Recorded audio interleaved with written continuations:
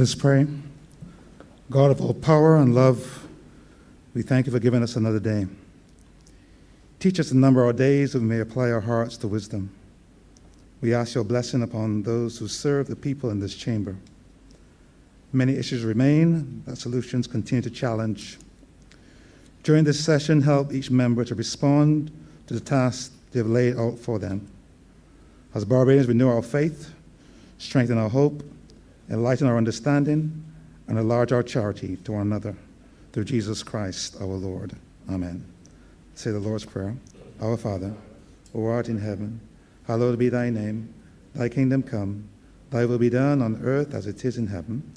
Give us this day our daily bread, and forgive us our trespasses, as we forgive those that trespass against us. And lead us not into temptation, but deliver us from evil. For thine is the kingdom, the power, and the glory, forever and ever. Amen.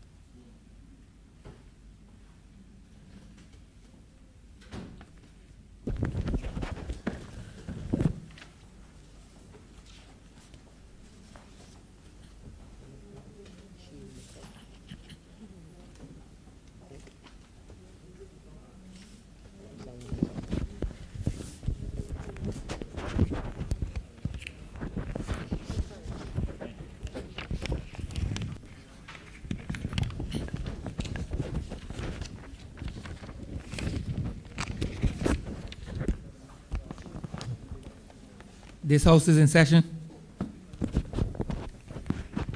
Announcements by Your Honor.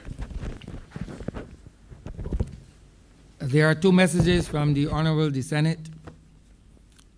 Message 1, from the Honourable the Senate to the Honourable the House of Assembly. The Honourable the Senate has the honour to inform the Honourable the House of Assembly that at its sitting on Monday, 13th December 2021, the Debt Settlement Arrears Bill 2021 was amended in the terms as cited below. In Clause 3, Paragraph D, delete the words of any kind, and after the word government, insert the words subject to Section 5, subsection 2. In Clause 5, renumber as Clause subsection 1. In Paragraph C, delete the words of any kind. Insert new subclause 2 as follows. For the avoidance of doubt, Paragraph 1C does not apply to salaries, pensions, gratuities, or any other emolument payable to public officers or any person employed by the government. And the Honourable the Senate transmits the amended bill to the Honourable the House of Assembly, inviting concurrence in the amendments to the bill, dated the 13th day of December 2021, signed by the President. Message 2, from the Honourable the Senate to the Honourable the House of Assembly. The Honourable the Senate has the honour to inform the Honourable the House of Assembly that at its sitting on Monday, 13th December 2021, the Customs Bill 2021 was amended in the terms as cited below. In Clause 2, the definitions of A, authorized economic operator, was amended to include the words made under this act after the words regulations. B, trusted trader was amended to include the words made under this act after the words the regulations. And the Honourable the Senate transmits the amended bill to the Honourable the House of Assembly inviting concurrence in the amendments to the bill, dated the 13th day of December 2021, signed by the President.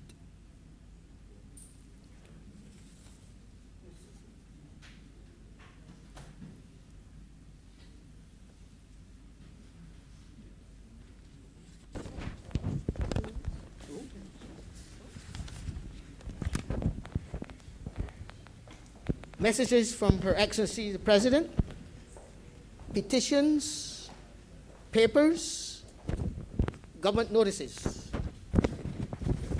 Honourable Leader of Government Business. Thank you, Mr. Speaker. I beg to give notice of a resolution to seek the concurrence of the Honourable the House of Assembly in the amendments made by the Honourable the Senate to the Debt Settlement Arrears Bill 2021 and the Customs Bill 2021. Private members' notices, notices of questions, report from select committees, first reading of bills. Honourable Leader of Government Business. Mr. Speaker, I beg to move the first reading of the Income Tax Country by Country Reporting Bill 2021.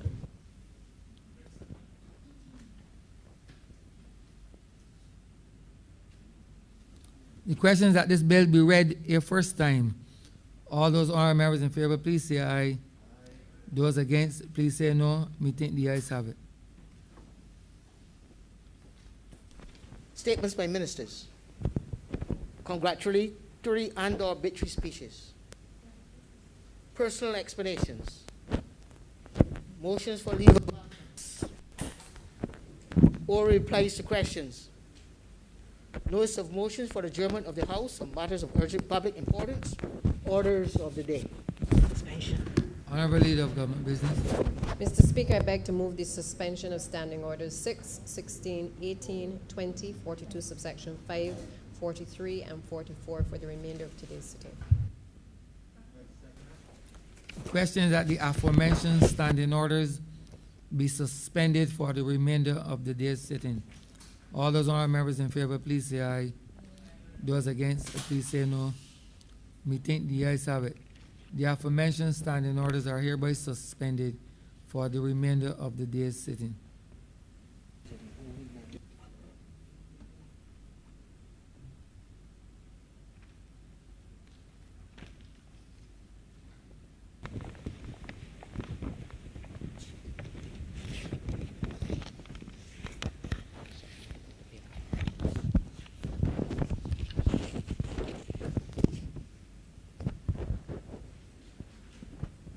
Order number 11 on the supplementary order paper. In the name of the Honourable Minister of Finance and the Ministry of Finance, to move the passing of a resolution to seek the concurrence of the House of Assembly in the amendments made by the Honourable Senate to the Debt Settlement Arrears Bill 2021 and the Customs Bill 2021. Honourable Member for Christchurch East Central. Thank you very much, Mr. Speaker. I wish, in moving this resolution, just for the record of the Chamber, to reinforce the point that when this bill was contemplated as part of the wider debt restructuring for the country, sir, that for the record, the personal and or pensionable emoluments, sir, of public servants were never contemplated to be part of any settlement with respect to the payment of bonds. And I just want to reinforce, for the purpose of the amendment that was made in the Senate, sir, such that the public, for the avoidance of any doubt, that the public understands that the amendment that was made in the Senate was just to give clarity with respect to that, given some concerns that were raised. So just to reinforce, sir, we concur with the amendment that was made in the context that as part of the debt restructuring, as part of settling a number of arrangements that were left for this government to resolve, that the personal emoluments, which means, sir, wages and salaries, pensionable emoluments, sir, meaning gratuities and pensions, were never contemplated as part of the arrangement under the debt restructuring. It was never contemplated then, sir. It is not contemplated now, and therefore I, on behalf of the government, concur with the amendments made in the Senate, and so too, sir, concurring with the amendments made, in relation to the debt settlement arrears bill, as well as the amendments with respect to the customs bill. And with those very few words, sir, I beg to move that this resolution be now agreed to. The question is that this resolution be now agreed to. All those honorable members in favor, please say aye. Those against, please say no. The ayes have it. This resolution stands passed. Order number 9, sir. Order number 9, in name of the Honourable Minister of Finance, to move the second reading of the Public Procurement Bill 2021. Honourable Member of Christchurch East Central. Thank you very much, Mr. Speaker. I rise to commence this debate against the background, sir, that this government, over the course of the last 3.5 years, sir, has set about a process of re-engineering, sir, repurposing, retooling, re-energizing, sir, just trying to refashion the modus operandi that has existed in this country for some time. And the purpose of this legislation today, sir, was for some maybe deemed as long in coming, and I must admit, sir, that it has been, not least because of any lack of effort on our part, but certainly with respect to what has transpired in this country over the last few years. And I wish at the outset, sir, to put in context that the discussion and the debate this morning about public procurement, sir, and the bill that is before the chamber, that I wish to remind Barbadians through you, sir, that everything is connected, sir. Everything is connected.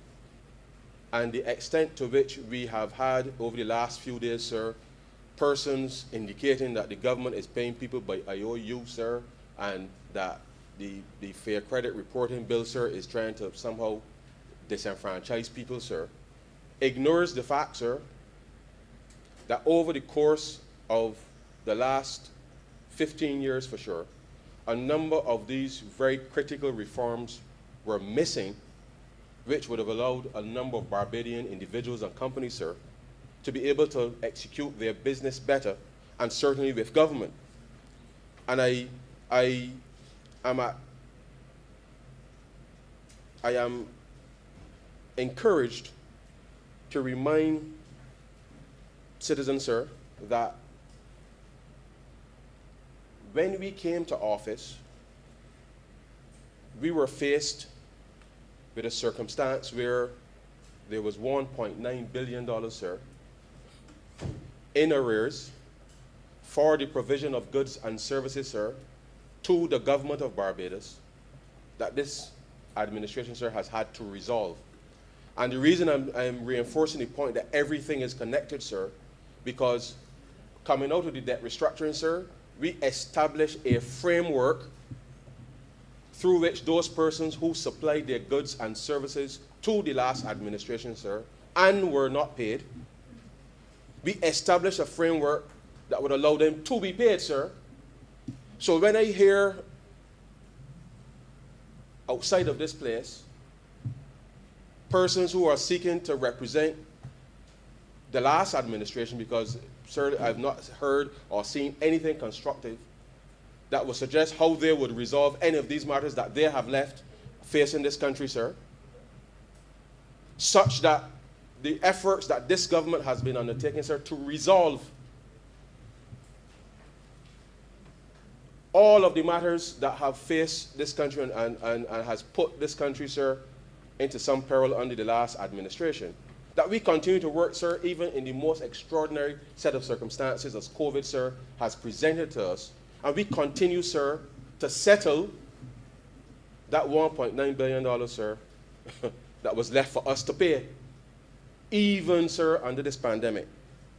And so as I raise this bill today, sir, it has to be seen in a context, because whilst we are resolving those issues, sir, as part of a program designed, sir, to remedy some of these challenges that have long faced this country, public procurement and the way that it is conducted, sir, and as we have, as a government, sir, we have put systematically, sir, key pieces of person might refer to as reforms, but we have been responding, sir, to the needs of people across a wide cross-section in this country to resolve matters that have been long-standing, sir, for too long.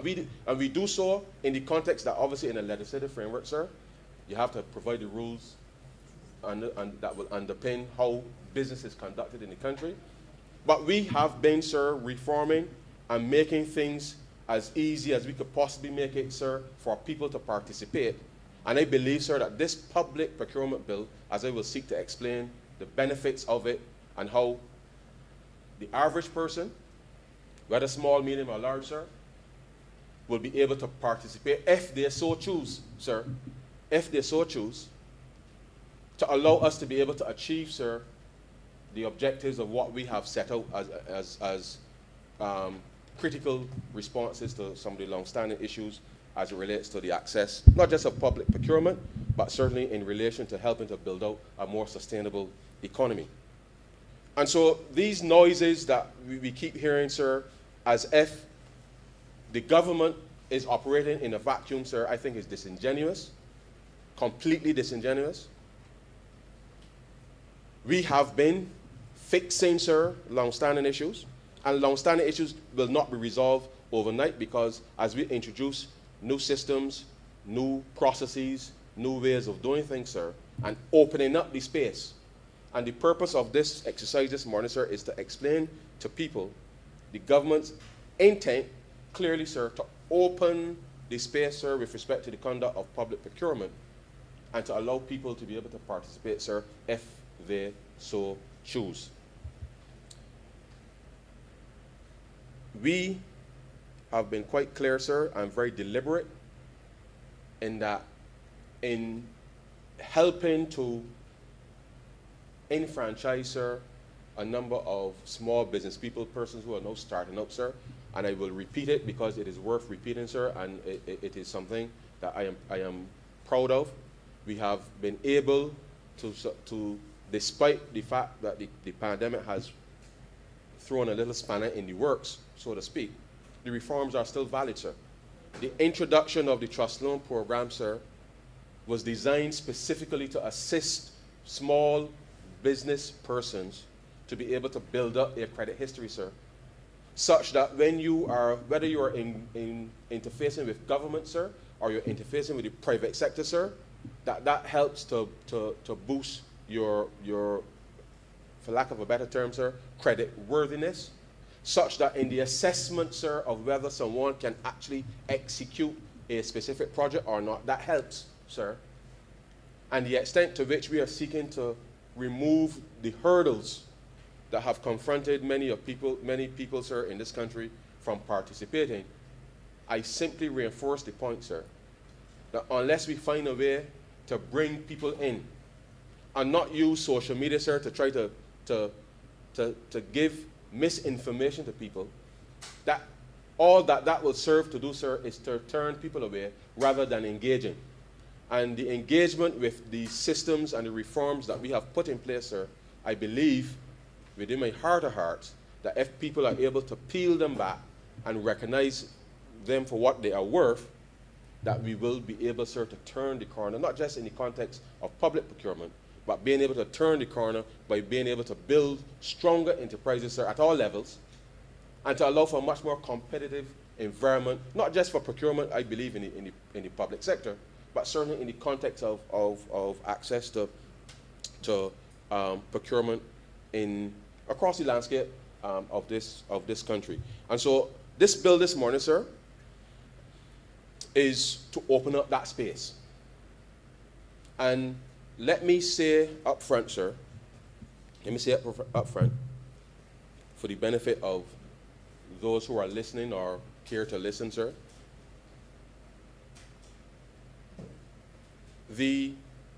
before we passed the Public Finance Management Act, sir, in 2019, there was something called the Financial Management and Audit Act, sir, under which there was the Financial Management Audit Financial Rules of 2011. And I obviously it's a document in the House, so I don't need to lay this. But the point is, sir, there are rules within here that govern how procurement is executed. And the extent to which entities may or may not advertise the procurement are pretty much governed here by the rules in here, sir. And oftentimes, I know that some of the issues that have been plaguing the country as it relates to procurement is really, sir, in part, the provision of information. And this procurement bill, at the outset, sir, intends to change the way information is provided, sir. And as you know, sir, we live in the 21st century. And in the 21st century, sir, information, credible information, sir, is what will be required for the average person, sir, living in Wharton or Lodge Road, sir, or in Waterhall land, sir. That it is the provision of that information, sir, that would allow them to determine, sir, whether they will participate or seek to participate, sir, in providing a tender or quotation or whatever the case is, sir, with respect to any specific activity. And I will go through in detail, sir, and outline what the framework of the bill would potentially look like in practice, to the extent that the average person will understand that when we say that we are opening up the space, sir, and providing the information, then you have to recognize, sir, the benefits of the system. And I believe at my heart of heart, sir, that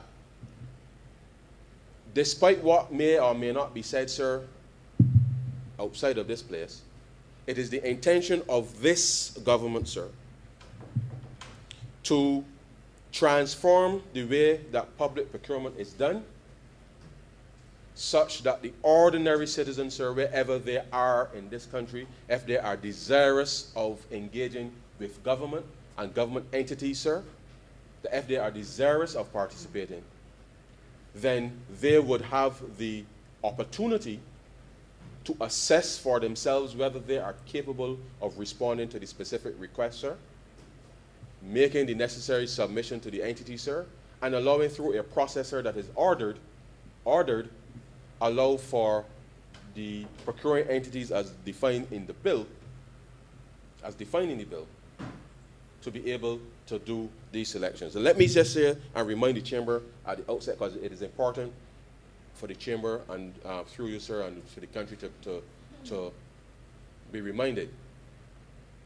When we passed the Public Finance Management Act, so you will recall that we amended the financial rules to reflect our view that from an affirmative action perspective, that certainly for persons with disabilities, sir, that 1% pretty much of government procurement we will initiate at a minimum to try to make sure that those persons within that community are capable of having access to. By the same token, sir, we identified that 5% of government's procurement really should go for businesses that are owned by young people. Equally, sir, we indicated then that geography is a critical factor to be determined with respect to the provision of services, and I will come back to this in the context of the bill, so it's such that, by clear example, that persons will understand how that can work, how it is intended to work, sir, such that we are able to, but through the deliberate actions of the entities, to bear these principles in mind, sir, whilst transforming the way that public procurement will be executed. And let me say at the outset that I know that oftentimes when tenders may go out, they go through the process, sir. A procuring entity, a department, a ministry, or state-owned enterprise, or whoever, sir,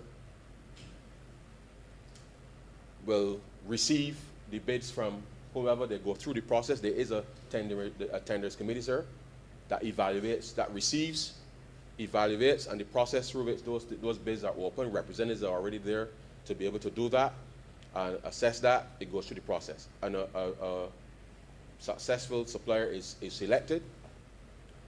And oftentimes, yes, it is not published in the way that one would like, and this legislation will seek to address that, and we'll go through specifics. But the point I want to make at the outset is that oftentimes, when it comes to implementation, okay, implementation, which may very well be, sir, sometimes 6, 9 months after the procurement has been completed. 6, 9 months, could be 18 months, sir. Sometimes the duration is depending on the length of the project. You get questions about the procurement of the process, even though the process took place, sir, 6 or 9 months prior, and the queries that come sometimes may suggest that something went wrong in the procurement process. And I want to say to citizens, sir, that as we seek to transform this, it is not my expectation, sir, that just the mere provision of information will change the perception about procurement. But I think it is important that as a government, that we provide the information to the people, and we provide the framework through which people can have faith in the context of public procurement. And I know that we have been working internally, certainly within the context of the Ministry of Finance and the wider reforms across government, to seek to improve the internal administration such that once procurement is determined in terms of the selection of the specific supplier, that its implementation can go as smoothly as possible. And there are things in this bill that will speak to some of the internal administration, sir, which can assist with that, so that as entities now across government are developing their procurement plans, that the provision of this type of information to the public, sir, again, would allow for any interested supplier who's registered, and I will come to that, sir, who is registered, who will register the interest in being a supplier to government, sir, will be able to review the procurement plans of any department for that matter. And can, in advance, given that government appropriates, as you well know, the government comes here every year, we go through exercise, which will start very soon. Well, is already started internally. As you know, sir, estimates has to be laid in March in this chamber. We are going to go through the internal exercise in January, the Ministry of Finance, with ministries and state-owned enterprises, to approve the next year's budget. And therefore, in the publication of those procurement plans by entities, just the provision of that information, sir, would allow persons to know what is in the pipeline of government. And knowing what is in the pipeline of government, sir, you can then gear your internal system, sir, to be able to plan for that. I say so, sir, because it is important to say to the public that as we are changing things, sir, as we are changing things, that the internal processes will change, sir, but equally it will mean that for persons who are interested in supplying procurement to government, that they now will have access to more information, and in having access to that information, sir, about procurement opportunities, that they will be in a position, sir, to be able to determine for themselves which opportunity they may wish to go after. Now, I accept, sir, that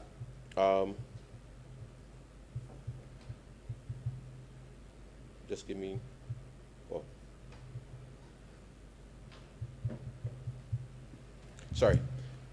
I accept, sir, that this will be a sea change, because for the first time, as we roll this out and the provision, sir, of a e-tendering system, that as we roll this out, the entire process of the governance of procurement will change.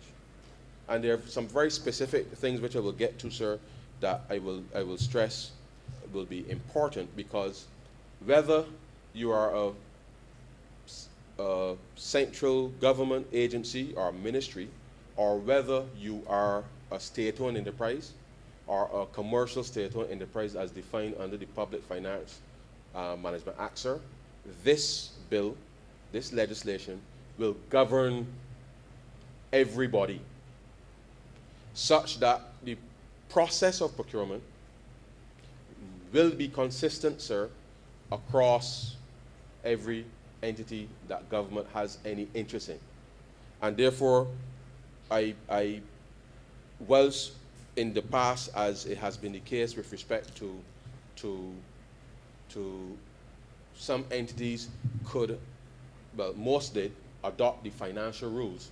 This act applies to all government entities, whether central government or state-owned enterprises as they're referred to. And any entity that may be set up in the future, sir, this act would apply to with respect to procurement.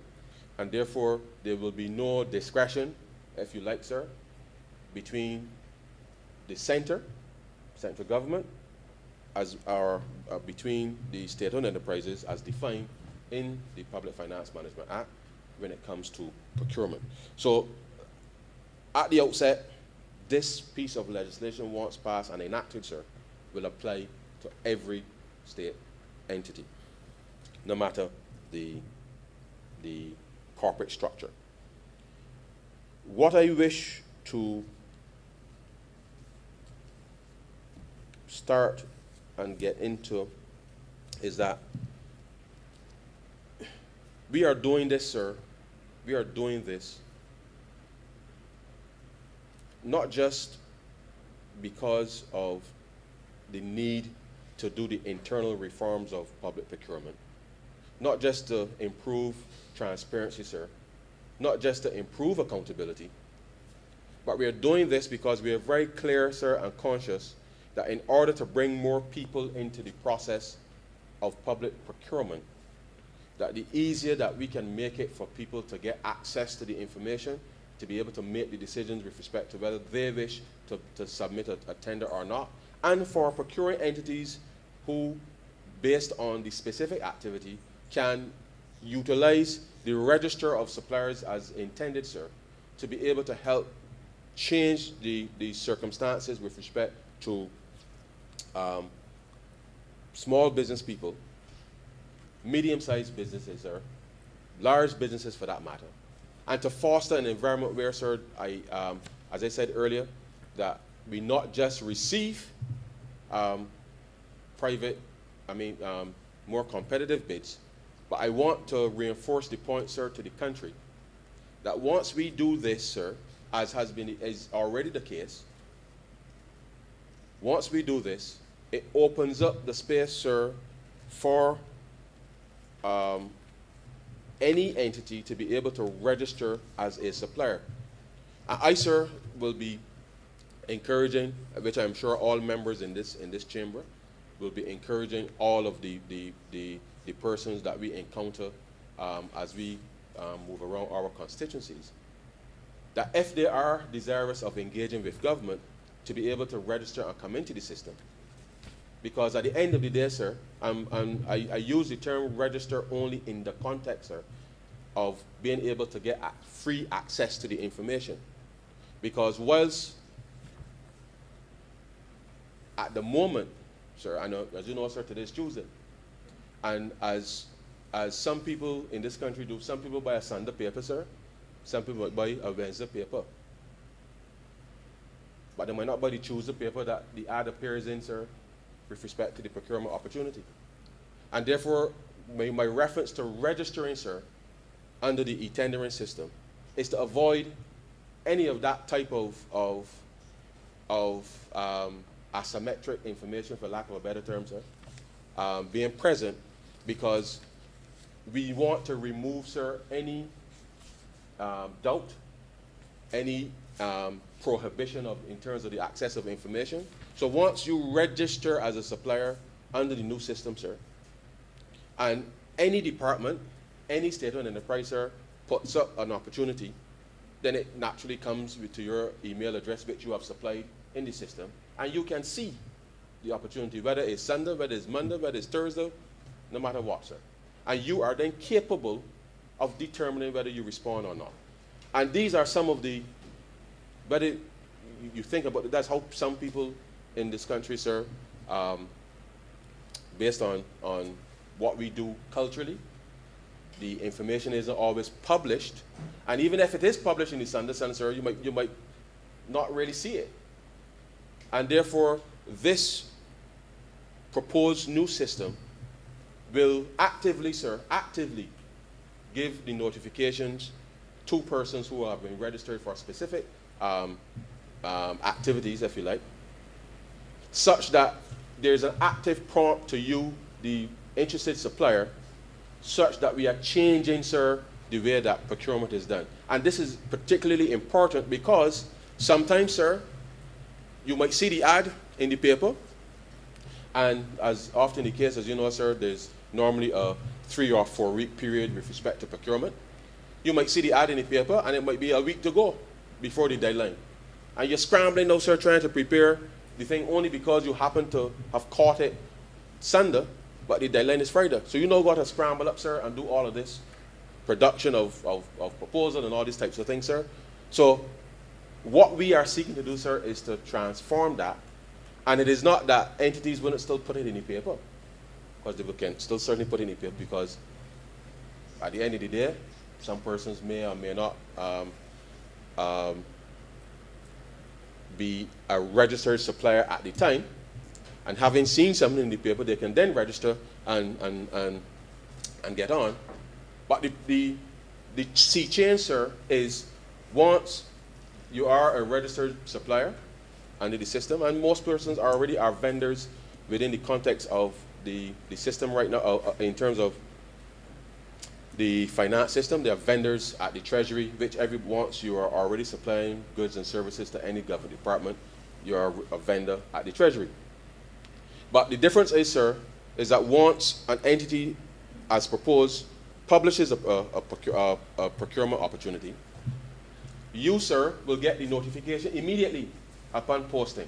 You, sir, will get all of the documentation immediately as opposed with respect to that, because when you see it in the paper, sir, you know got to call up the procuring department, and sorry, the procuring entity, sorry, the department that is putting up the notice. You know got to go and got to go and get all of this information. We're changing all of that, sir, so that when you get the notification, sir, under the system, your email, when you log in, you're seeing all of the documentation that relates, sir, to that piece of procurement, such that the way that it is being transformed, sir, is also intended, sir, to such that the provision of the information to you, the supplier, we are trying to take away all of the back and forth between whether you see it in the email or you got to go and get documents printed somewhere, sir, at some department. Just changing all of that so that the procuring entity, sir, is intended to make it easier for any supplier, small, medium, or large, sir, who is interested in participating to so do, and allows then for the use of the time, sir, the use of the time in focusing on how do I respond to this. One of the key things, sir, is that there will be standard bidding documents, sir, and standard contractual documents within the context of this framework. And the reason for that, sir, is that oftentimes you have a situation where and no offense to lawyers, sir. No, so I hope, but the simple point is we want to standardize the contracts and standardize the bid documents, such that it takes away from a lot of the back and forth with respect to, because a lot of this stuff is routine. So therefore, you're trying to take away a lot of the back and forth between the department and the SG's chambers, and trying to make sure that the documents are the right documents and all of that. So it means then that a procuring entity, a department, a ministry, a state-owned enterprise, sir, waterworks, as people say, sir, sanitation, any of these entities, sir, will be able to put this information out in a timely manner, such that when you've gone through the process, that you can expedite the actual delivery, because you're cutting out a lot of the back and the cut and thrust. So in principle, sir, you might be my lawyer, and they say, well, I've won this contract to do something, sir, and you review the bid document and you are satisfied with the bid document, off I go. because it's a standard document, and therefore there's very little need then for there to be a lot of independence, unless there is something particularly peculiar which might be related to complex matters like PPPs and those types of things which provision is made for in the bill, that we are really truly, sir, seeking to make it as easy as possible for persons to get to do business with government, such that the time for which we can move between a decision and execution, that a lot of that is cut out. And we are really hoping that with the provision of these standardized documents across the space, that effectively, sir, and here's the thing, when you register, sir, under the system, because right now, if you are a supplier to government, and let's say, sir, you want to do some work for the NHC, you got to submit your documents to NHC. If you want to do work for welfare, sir, you got to submit your documents to welfare. If you want to do work, sir, for child care board, you got to go and submit the same documents, sir, to child care board. And on and on and on and on you go, sir. But under this system, sir, you register as a supplier wants. And the registration as a supplier one time, sir, means that you don't have to hurt your head, sir, in responding to a tender invitation. You're going to hurt your head, sir, about re-registering and trying to find the documentation and all of these types of things over and over. So we're cutting out, sir, a lot of that redundant exercise on both ends, where the single registration as the supplier means you're in the system. And being in the system, sir, means you can respond to any request. It doesn't guarantee that you will be selected. And I want to make that important. So registration does not mean you are guaranteed to be selected, but it is meant to improve the process through which persons can participate. And it then comes down, sir, effectively to your ability to respond to the appropriate bid document. And in the context of where price and technical, because obviously often, sir, there's a technical proposal and then there's a price proposal, two separate matters. So people need to assess, sir, whether or not you or I, sir, can do the job vis-a-vis every other member in here doing the specific job. So if all 30 of us, sir, in here apply for the same job, 29 of us can be disappointed, sir. That's just the reality of it. And it doesn't mean that it's the end of the world for me. It just means I got to dust off myself, sir, and come fresh next time. Because you are operating in an environment, sir, where the process of the evaluation of these things are intended specifically to be more open, and depending on the nature of the specific procurement process, there are varying ways through which a lot of these things can be addressed. So I think, sir, that gives a decent overview of where we are taking this process, and it is important that what we know, sir, as central purchasing, and everybody knows central purchasing, sir, back in the day down, let's say back in the day. Let me say back in the day. Everybody knows central purchasing as central purchasing. But effectively, central purchasing, sir, central purchasing as it is known, really is now the government procurement department. And therefore, central purchasing, as we know it, government procurement, sir, department, takes on a little more responsibility in this process, sir, than just the collective buy-in that central purchasing does, as well as the administration. There's a little more responsibility of central purchasing in order to be able to help manage and advise entities with respect to procurement. The administration of it in part two speaks to the role of the chief procurement department and how that is being related to the director of finance and his role with respect to the functions of the department. Of course, sir, tenders committees are the usual thing, which are in place. And as you know, sir, with respect to the drug tenders, there's provision there for that.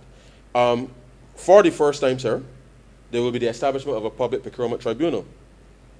All right? And as you know, as it stands at the moment, if you or I, sir, bid for a piece of work somewhere, sir, at the moment, there really is no provision for me to ask or challenge the process. And therefore, it is intended throughout this that persons, one, will get the information. I will go through that in a little more detail because it's important to understand that this thing is being changed to the benefit of all persons who one, are suppliers, but then two, at the next level, once persons submit responses or bids or quotations or whatever to a particular process, it then elevates to a different level, and the treatment of information with respect to that. So I'll come back to that, sir.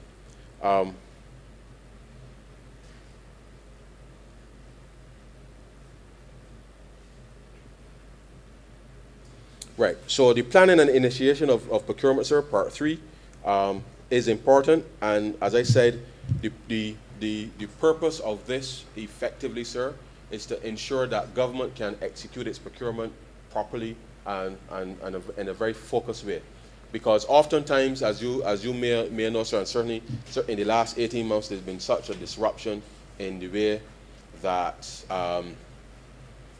COVID has had, that it really has impacted negatively on the one hand, the pace of procurement, because if you're relying on getting materials or anything from overseas, sir, there's been such disruption that the actual planning and implementation of procurement has been disrupted. But those issues aside, sir, entities are required under this act to give to the procurement department their procurement plans by the end of January every year as part of the thing. But of course, as we go through the estimates exercise, sir, we normally will get that during the discuss that in the contemplation of estimates, and once the estimates process is finalized and determined, because at the end of the day, sir, what usually happens, and just for the benefit of the country, in January, as I said earlier, we will go through the formal exercise as the Ministry of Finance with entities. We will determine, based on what they are proposing, sir, what would be financed and what will not be financed, and that influences then obviously, sir, the procurement plan. Because under this framework, and certainly under PFM, you can't go out there, sir, and advertise for something that you don't got money to be able to execute, because that would be a recipe, sir, for disaster.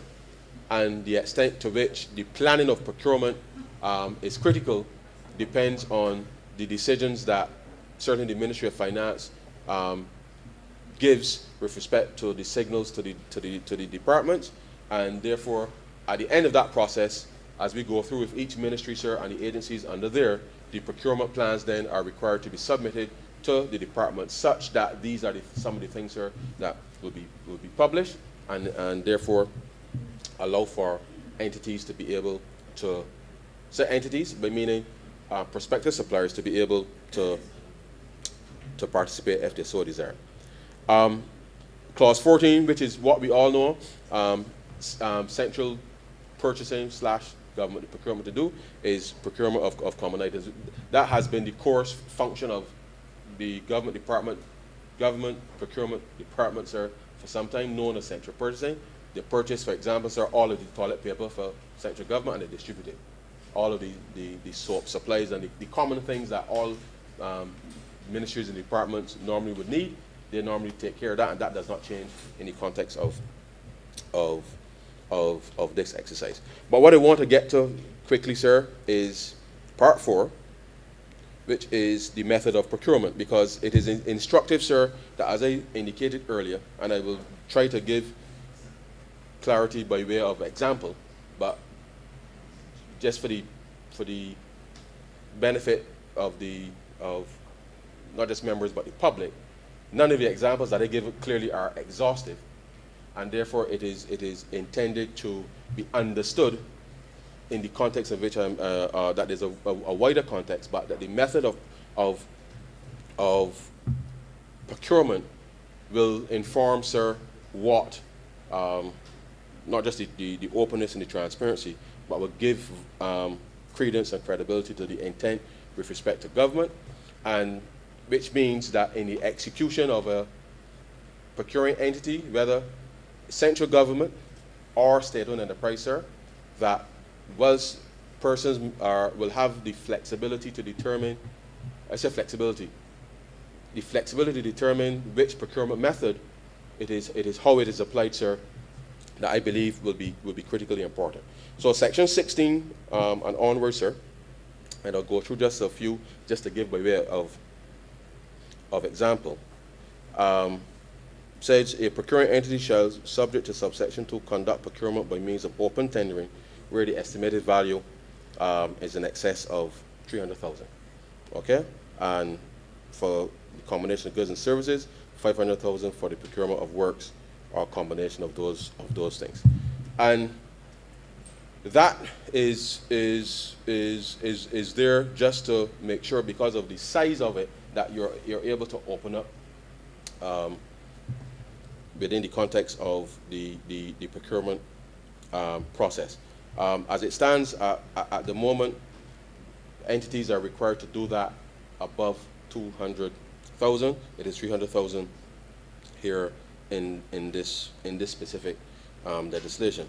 But what I want to also focus on, sir, is subclause 2, 16.2, which says a procuring entity may conduct procurement by means of restricted tendering in the circumstances set out in 18.1, engage in single source procurement in circumstances set out in 47.1, and conduct procurement by means of requests for proposals where the estimate or actual value of the procurement does not equal or exceed the relevant threshold in there. And this, sir, is intended to make sure that there is a clear process with respect to making sure that once a person is registered within the context of the system, sir, that they understand what is required of them. And in some instances, sir, as has been the case throughout, I know for a fact, we have asked, for example, in the execution of the HOPE program as originally envisaged, I know that the Ministry of Housing and the Ministry of Economic Affairs had sent out a proposal for persons to pre-qualify. And pre-qualification is one of those very critical things, sir, that would be important, because once you have been established as being capable of delivering a specific service, then pre-qualification is a legitimate means, sir, of determining who you open up the tenders for. And there are certain, depending on the specifics of a tender opportunity, obviously the need to pre-qualify will change based on that, but pre-qualification, sir, is a legitimate process, and thereby once entities have been pre-qualified, then you could imagine, sir, that they're not, just by way of example, there are not many entities, sir, that I am aware of in the country that can provide broadband service. And so instinctively, one could think of those entities being pre-qualified to be able to do so. But it really, sir, can range to anything. Open tendering, sir, is where a procuring entity will engage in open tendering by publishing a notice of the tender. And this we encourage, because by doing so, it really does open up the entity to see what is out there by way of services, get a wide range of persons to be able to submit bids of a technical nature, sir, and obviously being able to participate openly in the process. And I believe, sir, that this will help to facilitate a number of very critical things. Restricted tendering, sir, which is very clear here, but in the context of where goods, works, and services to be procured are available from 10 suppliers or less, sir, in the context of this is similar to similar to Rule 232 that is in the current financial rules, except that Rule 232 speaks to 7 suppliers, sir. We've now moved it to 10 persons. It speaks to the circumstances giving rise to the urgency where neither foreseeable by the entity nor the result of dilatory conduct on the part of the entity. And that specific provision, sir, is similar to Rule 239 as currently exists. And so the extent to which we expect entities to plan and execute their procurement, sir, the intention is to allow persons to be able to, over the course of a year, as for which they have procurement approved, that they can then determine, sir, whether or not, which method, which technique that they will engage with respect to the procurement process. A lot of this, sir, is important background information, because the purpose of this exercise is for entities to be able to publish, sir, the methods that they're using to procure, bring greater openness to the process, such that if persons are required, sir, to pre-qualify, that they have the opportunity, sir, to pre-qualify, simply because of the size and the scope, sir, of whatever the service happens to be. That is a process that is important.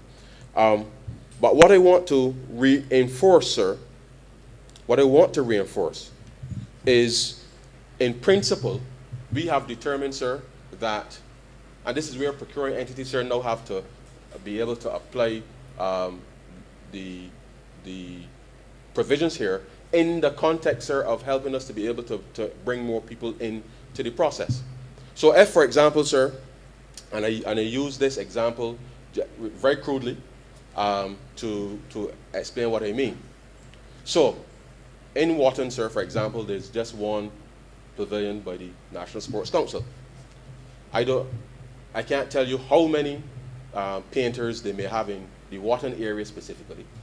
But as a matter of policy, just like there are pavilions across the length and breadth of the country, if the National Sports Council desired, sir, to paint the pavilions across the country, it would make sense, sir, to, in the context of what we are referring to in terms of geography and enfranchising people, to be able to, wherever the area is, sir, to say, we will restrict the painting of that specific pavilion, sir, to suppliers who are from Wharton. And the suppliers from Wharton, sir, would submit their quotations, and the Sports Council will go through it and select a person from Wharton to paint the pavilion in Wharton, as an example. And similarly, sir, as there are many other pavilions across the country, do that same thing that allows them to be able to, through policy, actually bring to fruition the policy intent of government to be able to help bring small contractors and those types of people into the process. I know that a lot of that work already exists with the Urban Development Commission and the Rural Development Commission. But instinctively, sir, as we have entities that have these facilities around the country, and I'm just using this as an example because it's not the only example, but I'm just using this as an example, as I said, crudely to explain was the intent here, sir. But similarly, sir, in Wharton, there are 20 housing units in 20 blocks, sorry. 20 blocks, not housing units, 20 blocks. So similarly, and I know that whilst persons may choose their own color, but just by way of example, sir, this is just, as I say, illustrative. If the National Housing Corporation, sir, wanted to paint the housing units in Wharton, of which there are 20 blocks, unlike, obviously, the single facility, which is NHC, let's say, for example, there were 15 painters, sir, in the Wharton area, then one could conceivably see that obviously 15 painters can't paint one pavilion. But the NHC, sir, for example, can restrict those persons who are registered in the context of the system from Wharton to say, well, we have 20 blocks. You can divide it into lots, or you can, however it is divided, sir, you could bring those persons in to be able to do that. Now, of course, sir, it is still up to people from Wharton to determine whether they will submit something. And the purpose here is for us to recognize that the way that government executes procurement has to change, and by government meaning institutions. And therefore that is driven by policy, sir. And therefore the extent to which we can enfranchise people, sir, and bring more people into the process can be done in a way, sir, that does not betray the spirit of the law, but also helps to enfranchise people in a way that makes sense. So I hope what I'm conveying, sir, is making sense. Similarly, sir, at Newton, the IDC has a whole set of buildings there, washer surface area, sir, to paint. And I'm just using this as another way for people to realize, sir, that in that instance, the IDC may choose painters from Christchurch as the catchment area. Not necessarily from Kingston or Wharton, but I'm just saying in the context of the space. Similarly, sir, in Oistins, you know you have municipal facilities from the police, you also have the polyclinic. And all I'm using this to illustrate, sir, is that the process through which we engage can be very, very, very, can reinforce our drive to enfranchise people. But at the end of the day, sir, it still is up to the people who are from that specific area to look at the opportunity and to prepare whatever bid, sir, to so do. And this is what we will encourage in terms of being able to ensure that procuring entities can indeed, sir, enfranchise many of our young people, our businesses in the area, to be able to help do the same. Now, the truth is, sir, similarly, the Ministry of Education, there's even though Dighton Griffith Foundation, in the context, are boards, there's Milton Lynch and Christchurch Girls. But for the purpose of the exercise, sir, you have two secondary schools and two primary schools in a very relatively short space. So I would imagine, sir, that if the ministry, through policy to the board, as well as directly from within the context of the primary, would say, look, well, we have all these schools and facilities all over here. I don't know how many blocks on specific things they may have, but the point is, sir, if they were painting those facilities, they could in fact use, again, sir, registered painters who are suppliers in the system from that catchment area, who will still have to submit a bid, sir, a quotation in the process, to give, sir, life to what we intend to be able to do. And this is really where, sir, I believe the transformation will come. Because if people are aware of an opportunity, they will determine, sir, that this is the opportunity that they would like to be able to participate in. Of course, sir, at the end of the day, they still have to compete with other persons. But I am sufficiently satisfied, sir, that based on just the very simple example that I've laid out in the context, that we are able to actually utilize the services of a wide cross-section of the public in a way that makes sense. Now, of course, sir, you don't paint a school every week. You don't even paint a school every year. But by way of example, though, the way that procurement is done in that example, I'm just saying we can make a substantive difference, sir, and it is our intention, sir, as government through policy, to make a substantive difference in the way that procurement is done, making it as easy as possible for people to participate in order for us to remove those hurdles that have been in the place of persons for so long. Now, the truth is, sir, we are still in the process of developing the regulations that will go along with this specific bill. But I take this particular time to explain to the public that whilst you see a law here, sir, which, as you know, sir, the law must give the overall framework, to make this operational, sir. To make this operational, the regulations, sir, will be developed in order to ensure that the spirit and the policy of government to enfranchise as many people as possible remains. Let me say, sir, that I know at the moment the government of Barbados, sir, deliberately single sources from the I think it's the National Association of the Visually Impaired. MOPS, sir. All MOPS that is procured by government comes from those persons, are made by those persons, and we pay a premium, sir, because we could go and buy MOPS cheap from Miami or wherever, but we buy MOPS, sir, from visually impaired persons in this country. And we pay a premium for it. And to the extent that that is done within the context of central government, it is our intention, sir, to make sure that that can spread right across and include the other state-owned enterprises, because that deliberate type of enfranchisement, sir, and as you know, sir, once you're part of that framework, there's no politicization of that, sir. These are a vulnerable community, and we are proud to be able to continue to support that community.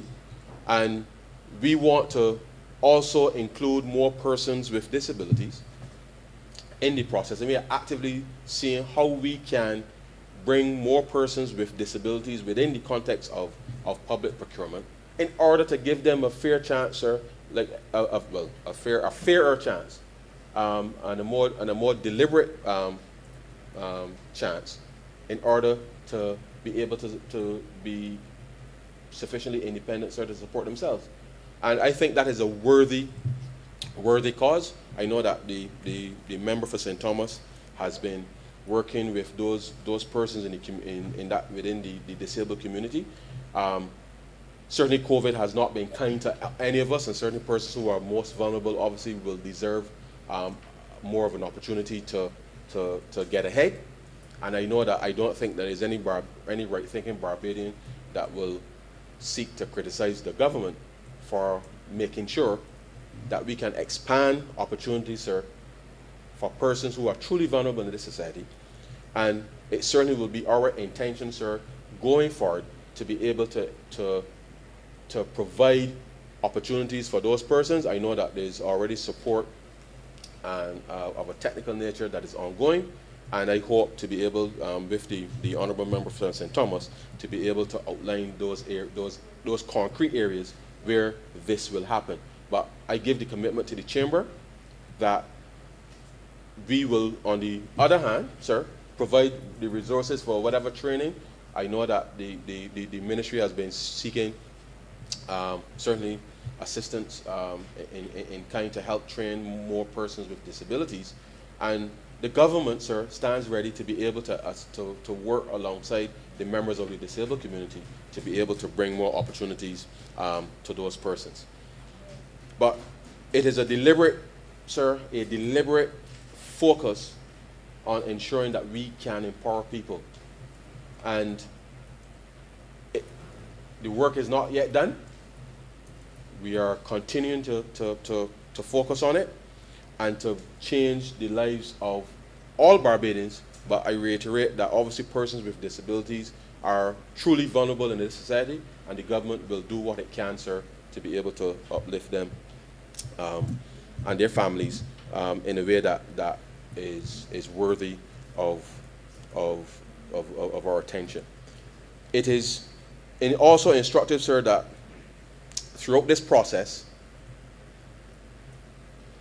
you will note that where there is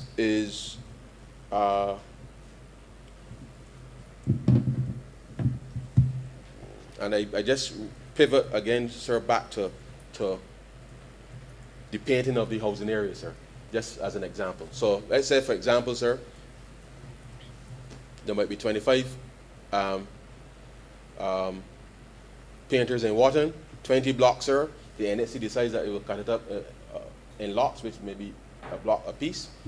But for some reason, sir, people submit, and of course, if you got 25, but they only got 20, obviously there's some selection process that has to be gone through. So here's the thing, sir. So long as you are registered with the entity, within the system, you will get a notification. You will determine, sir, whether you submit a bid, a quotation or not. If you do not submit a quotation, sir, then obviously there's no way that you will be considered to be part of the process. However, submitting a quotation as part of the process, a response, whatever the language is there, as part of the response, then triggers a different action. And so, if there's to be a change in scope or anything with respect to that, sir, for the persons who submit, if there's to be a change in their query, they're often queries as part of the processor, as you well know. The NHC in this instance would, through the system, provide an update, which then goes to all of the persons, sir, that submitted. Because as part of the processor, there's not going to be a situation where I happen to get down by the NHC physically to collect the document. I might be running late, sir, and when I get there, sir, the guard lock up it closed, play shut, and they can't get access to the information. So by changing the way that this is being done, so long as you submit a quotation as part of the tender offer, request for quotations, proposals, whatever it is, sir, in this case, then the NHC uploads the information in the system. All of those, out of those 25 persons, for example, who submitted a bid, they will get a notification or clarification based on any question. So, sir, you might have a question.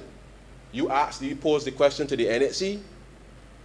The NHC will post the question to all the people that supply, sir. Not to say that it is you that asked the question, but they post the question because it's not intended to say that the speaker asked the question, but the speaker did ask a question.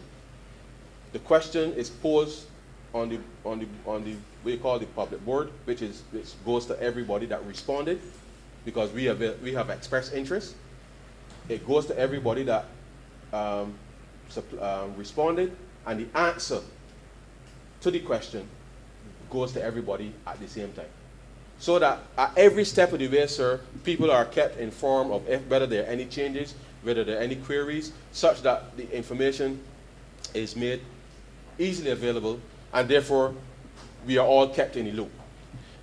Now, of course, sir, there's always an evaluation process, and the evaluation process will look and see, okay, well, sir, I must admit, I don't know what's the painting rate, but let's say the painting rate is $5 a square foot, just for example. Obviously, the NHC would know, well, each block is whatever square foot it is, and they will deviate up and then determine based on, competence, whatever, that I might get block 1, but you might get block 12, for example. And obviously the internal deliberation is whatever the process is, but the point is, the intent here is to try to pull as many people into the process as possible to allow them to participate. And we believe, sir, that the proper utilization through policy, sir, by departments would allow for a lot of this additional activity and bringing people into the process to happen. Rather than giving one person in here, sir, and it might very well be the Honourable Member for St. Michael West, he might get all 20 blocks to paint. And oftentimes, as you know, sir, people say, wait, well, I can paint too. You with me? Just as an example, sir, because what you want to inculcate is that, as we want to help people, is to give people a sense of responsibility, that the environment in which they are living, that they can see some benefit from it. So it is not to say that the member for St. Michael West can do work in Christchurch East Central. But the reality is that we're trying to make sure that, sir, we give some balance with respect to some of these policy initiatives. Because oftentimes, sir, when you see these things happening, people ask the questions, but wait, how come we can get a chance to paint the pavilion, or get a chance to paint the block or the BADC building? And therefore, the intent here, sir, is to resolve some of those issues. Now, the reality of the situation is, sir, is that those 25 painters that I refer to in Watton, sir, they might be real busy with the private sector work. You understand? And even though it may be the intention of the NHC to do it, they may be so busy, sir, and the truth is, sir, the value of the work might not be sometimes, because fellas out there making some serious change, sir. but the value of the work might not be such that they're thing, but at least we give an opportunity for persons to participate. And if there are not enough persons, obviously, who from the specific area responds, then the entity, sir, can do a much broader call in the context to be able to respond and still get the works executed. And therefore, I want to reinforce the point, sir, that our intent here is to bring, where possible, a lot of the works to be executed within the context of the geography, and make it real, sir, such that people can feel as if they have a part of the responsibility for maintaining their environment. Now, I know, for example, sir, I don't know how many manholes and wells we have across the country, but I know there's a lot. There's a lot. And by the same token, I know that there are not many well diggers. There are not, but there are some people who certainly, whether masons or otherwise, sir, who can do a lot of these repairs of the wells. You know, the routine things, sir, that don't require a lot of outlay with respect to this thing, to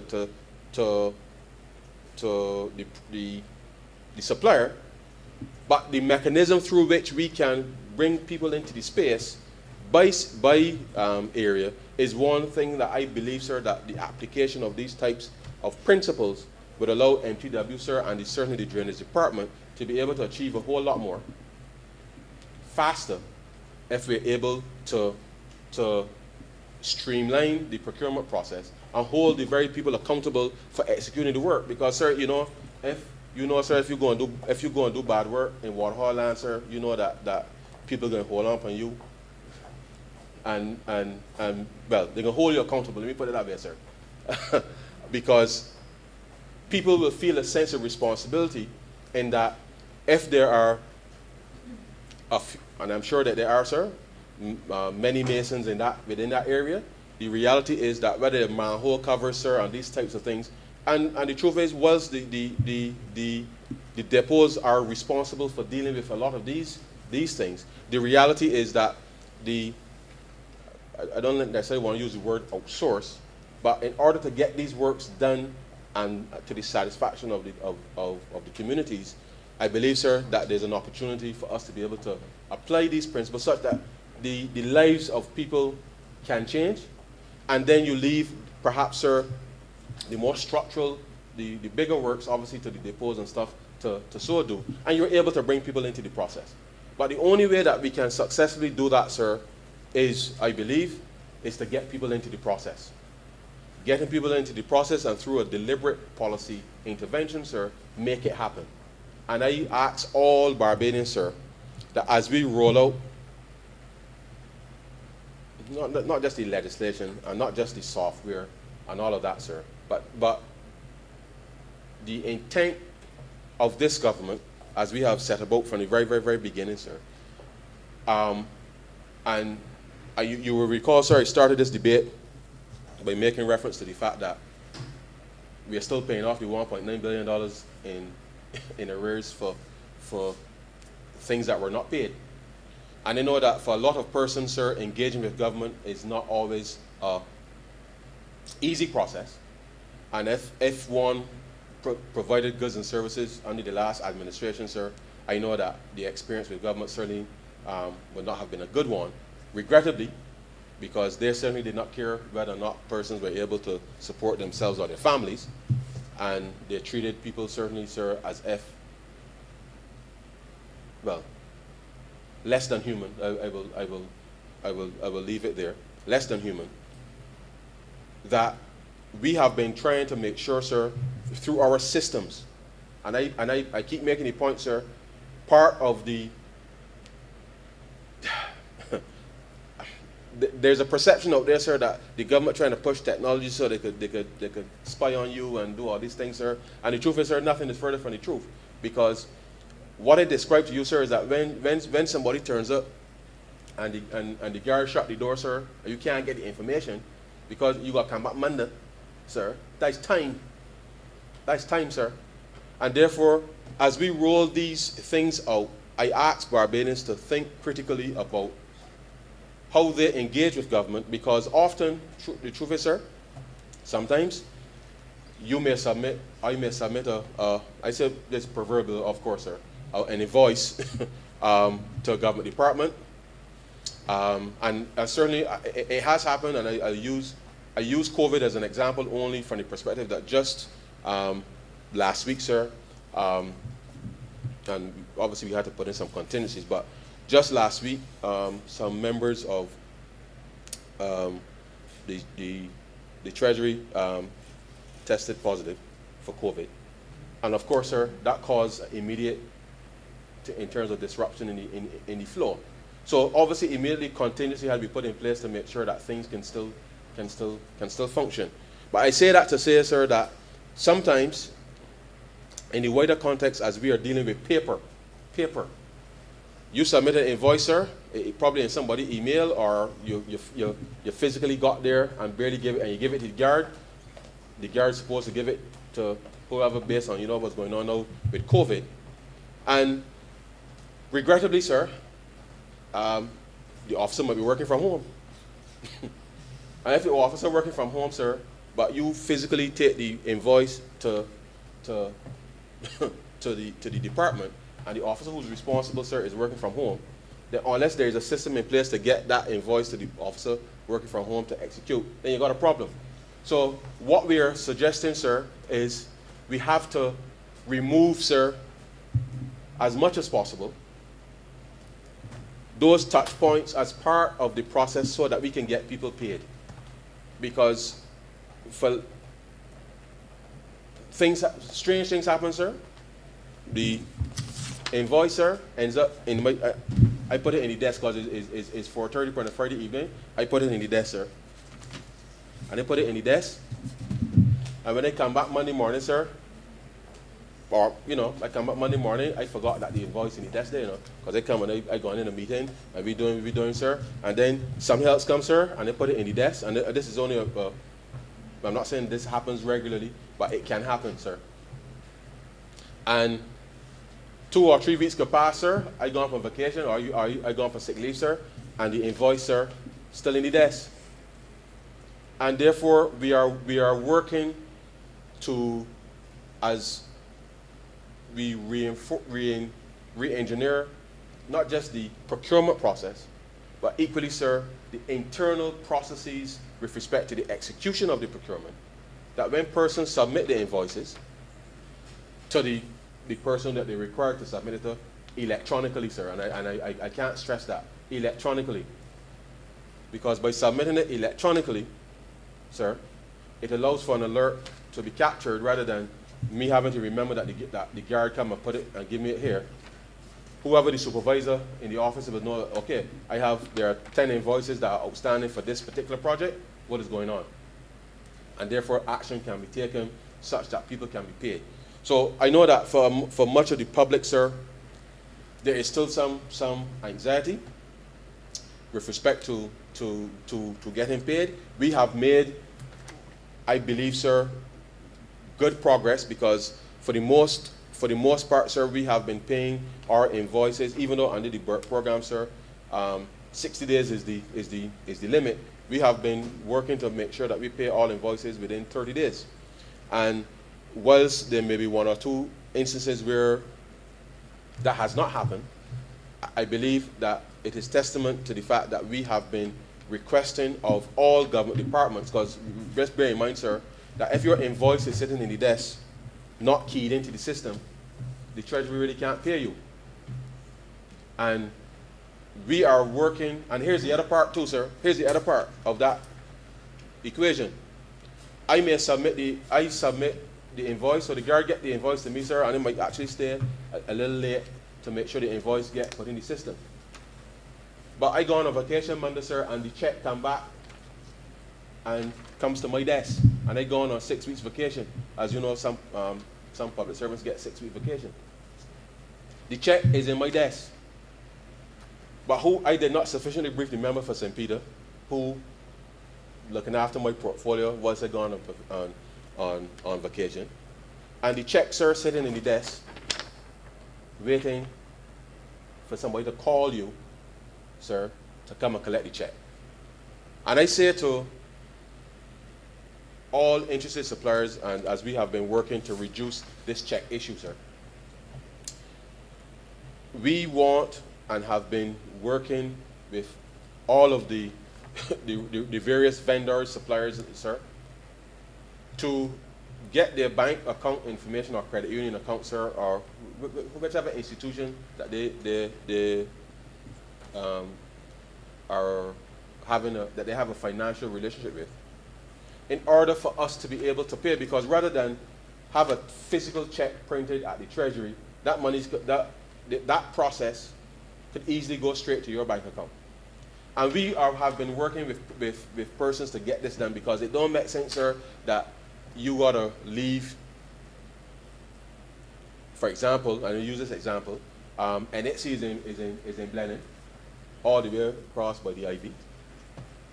The painters in Wharton paint the pavilion, sir, but then gotta leave and go all the way down Blenheim and hope they get there before 4:30, sir, for the accountant to sign out, for them to get the money.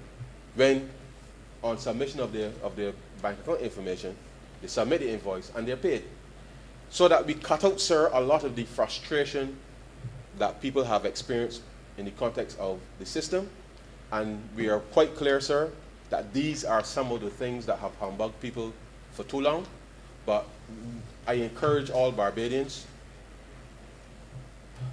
to be able to get their bank account information or credit union information into the system. I know that the transition to the real-time ACH has been slightly delayed, but they are still working on the testing with respect to being able to do that. But even though that is delayed, sir, submission of your invoices and your bank account information still will allow you to be paid, rather than you having to wait till I come back from vacation. And remember, sir, that the check in my desk, and I didn't tell the Honourable Member of St. Peter that the speaker was supposed to be paid, and the speaker vexed because he ain't get paid, and the truth is, the Honourable Member, I might lock up my because as you would imagine, sir, these are the things. Checks are not the kind of things that you leave lying about. You gotta make sure these things locked up and all of that. So I'm just saying, sir, that as we work internally to help resolve some of these problems, I know that there's some may still exist, and that's why we've been working with the department, sir, to make sure that they too can streamline their internal processes, such that when someone is actually awarded a tender in whatever department, sir, that there are standards for which persons will be paid. If you have an invoice, you put it into the system, because there's normally a 30-day payment period. You input the invoice in the system, it allows the treasury to know, okay, this is to be paid on December 15th, but you know that from since 2 or 3 weeks ago, because that's the nature of the system. So we have been working, sir, to resolve some of these problems, and I can say to the country that don't allow the bad experience, sir, under the last administration to prevent you from wanting to continue to provide goods and services to the government. This government certainly, by far, sir, and is like poles apart, universes apart, sir, as far apart as you could possibly get between us and them. We have been paying people, sir. We continue to pay people in the worst pandemic. We have been more than fiscally responsible, sir. We have been responsive within the context of what we have been doing, and still keeping faith, sir, with respect to the fact that we have to transform and do things. This procurement bill, sir, I believe, is one of the critical pieces of legislation that will change how persons interface with government, and it also, sir, will change how government interfaces with people through proactive policy and execution, sir, with respect to how departments and agencies of government function. We hope, sir, we hope that with the active participation of Barbadians, that they too will seek out the whatever technical assistance from, because the government has a number of agencies that can provide some technical assistance, whether it is with the preparation of bids, sir, and there's training available that can be made available through webinars with the government procurement department to facilitate and give information to people. So I do not want in any way, sir, for any person, any part of this country, sir, whether in Wharton or Waterhall land, sir, whether in Ben Hill or in Valerie, sir, or in the Plain, or in Prout, sir, Crab Hill, any person to feel that they are excluded, sir, from this process. Because this government has been doing everything that it can, sir, to open up, sir, and bring people into the process. And we will continue, sir. We will continue, in spite of the howls of protest, to bring people into this process, sir. And it is up to people to ignore, sir, to ignore the level of misinformation as well as disinformation, sir, malinformation, sir. All of it is bad. Of people pretending that they now discover religion, sir, because all of a sudden they realize that this government, sir, has been fixing the things that they neglected, sir, to fix for 10 years. No, it is not over, sir. It ain't easy, and trust me, sir, I tell you, sir, it ain't easy. It ain't easy. The Honourable Member for St. Michael, South Central, knows it ain't easy, sir. It ain't easy. And I will not in any way try to let the country feel that it is. It may appear, sir, it may appear as if it is easy. But I remember, sir, and if the Honourable Member for St. Michael West is of the mind to cast his mind back to when we were preparing, sir, to come to office, and I use the word deliberately, sir, preparing, sir, preparing, that what people may perceive, sir, as ease is simply the level of preparation, sir, that we did. We weren't just out there campaigning, sir. We were preparing. None of us, sir, made any wild statements about the condition of this country. And I want to say, sir, that right now, Barbados, sir, in the middle of this pandemic, is, whilst for a lot of people, regrettably, sir, because of the pandemic, has exposed people in a way that they have never been exposed in their life, sir. This government, sir, has been steadily bringing this thing back to a level that at least persons can feel reasonably comfortable with the circumstances. It is by no means over, sir. It is by no means over. But people in this country know, sir.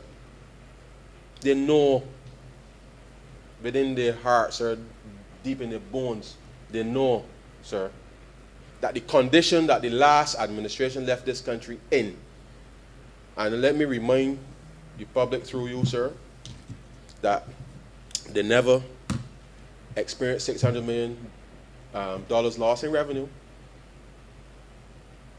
But in spite of not experiencing that, sir, they still found themselves, sir, introducing fees at the university.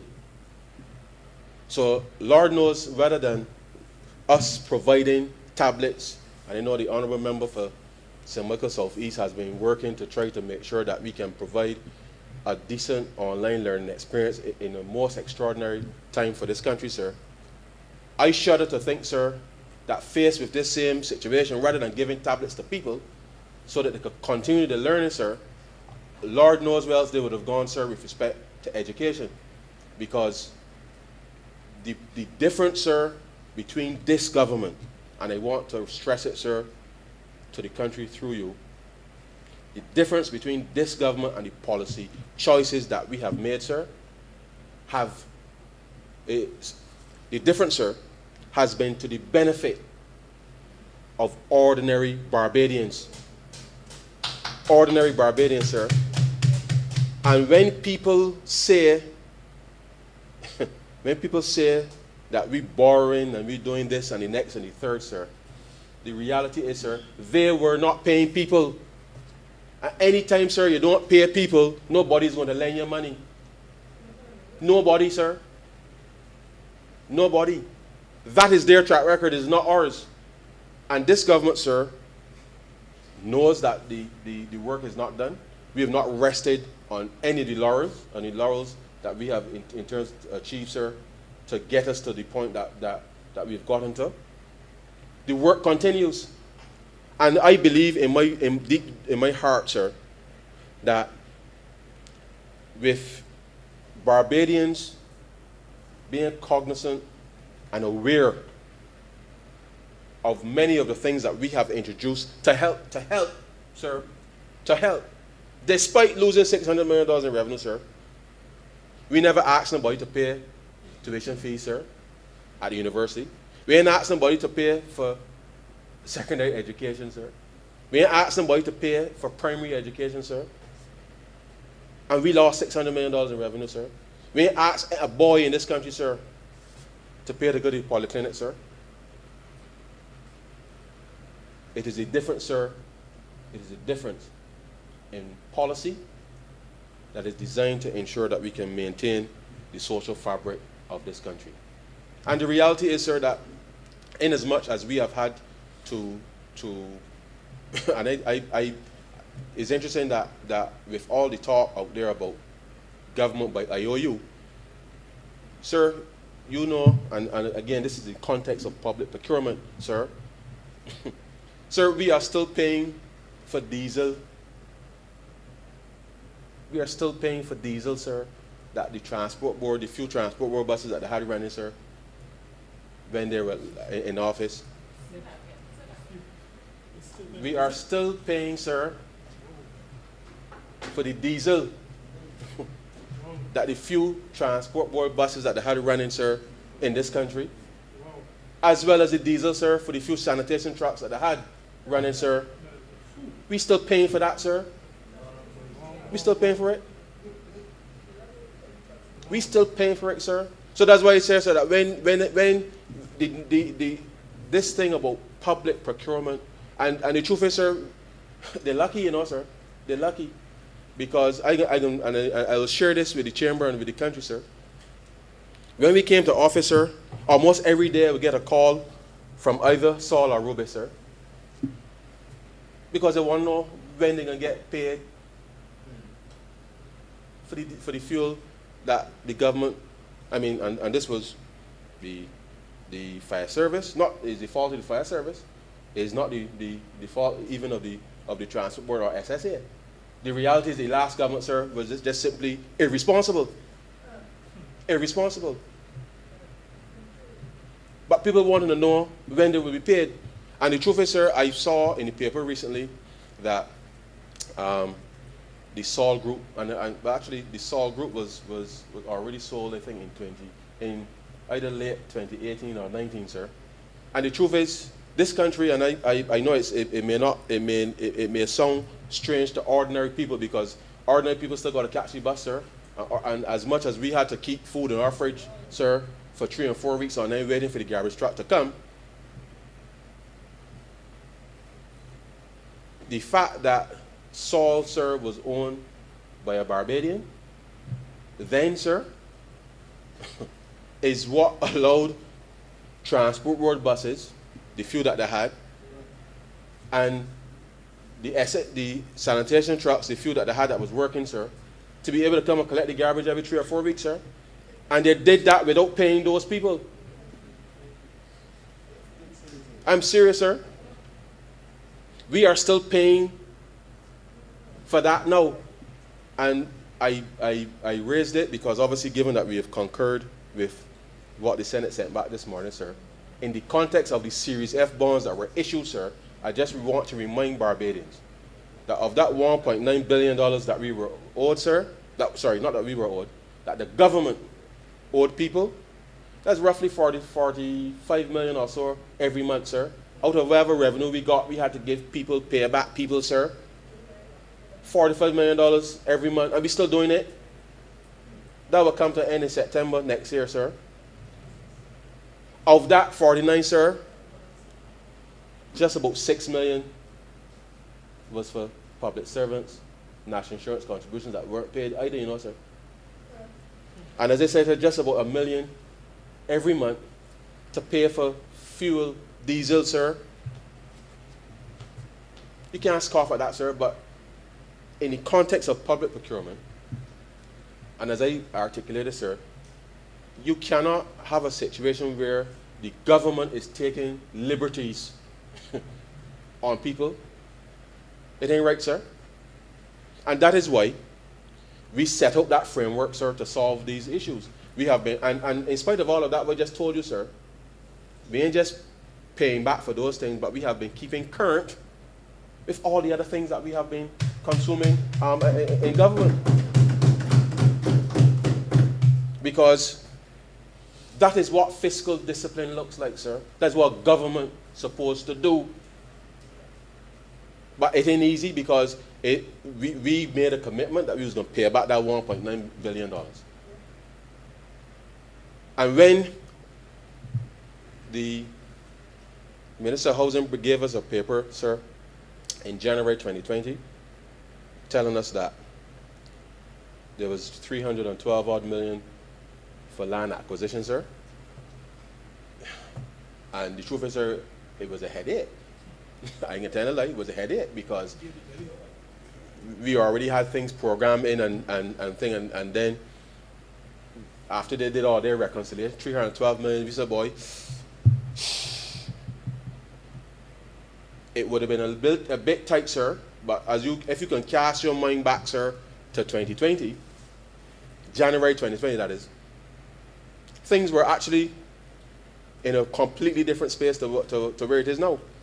And the prospects of the economy, sir, were such that in the ministry, we were contemplating, okay, even if everything went well from April, it would have been a bit of a stretch to pay the 10 million per month at the outer limit for the remaining 30 months, sir.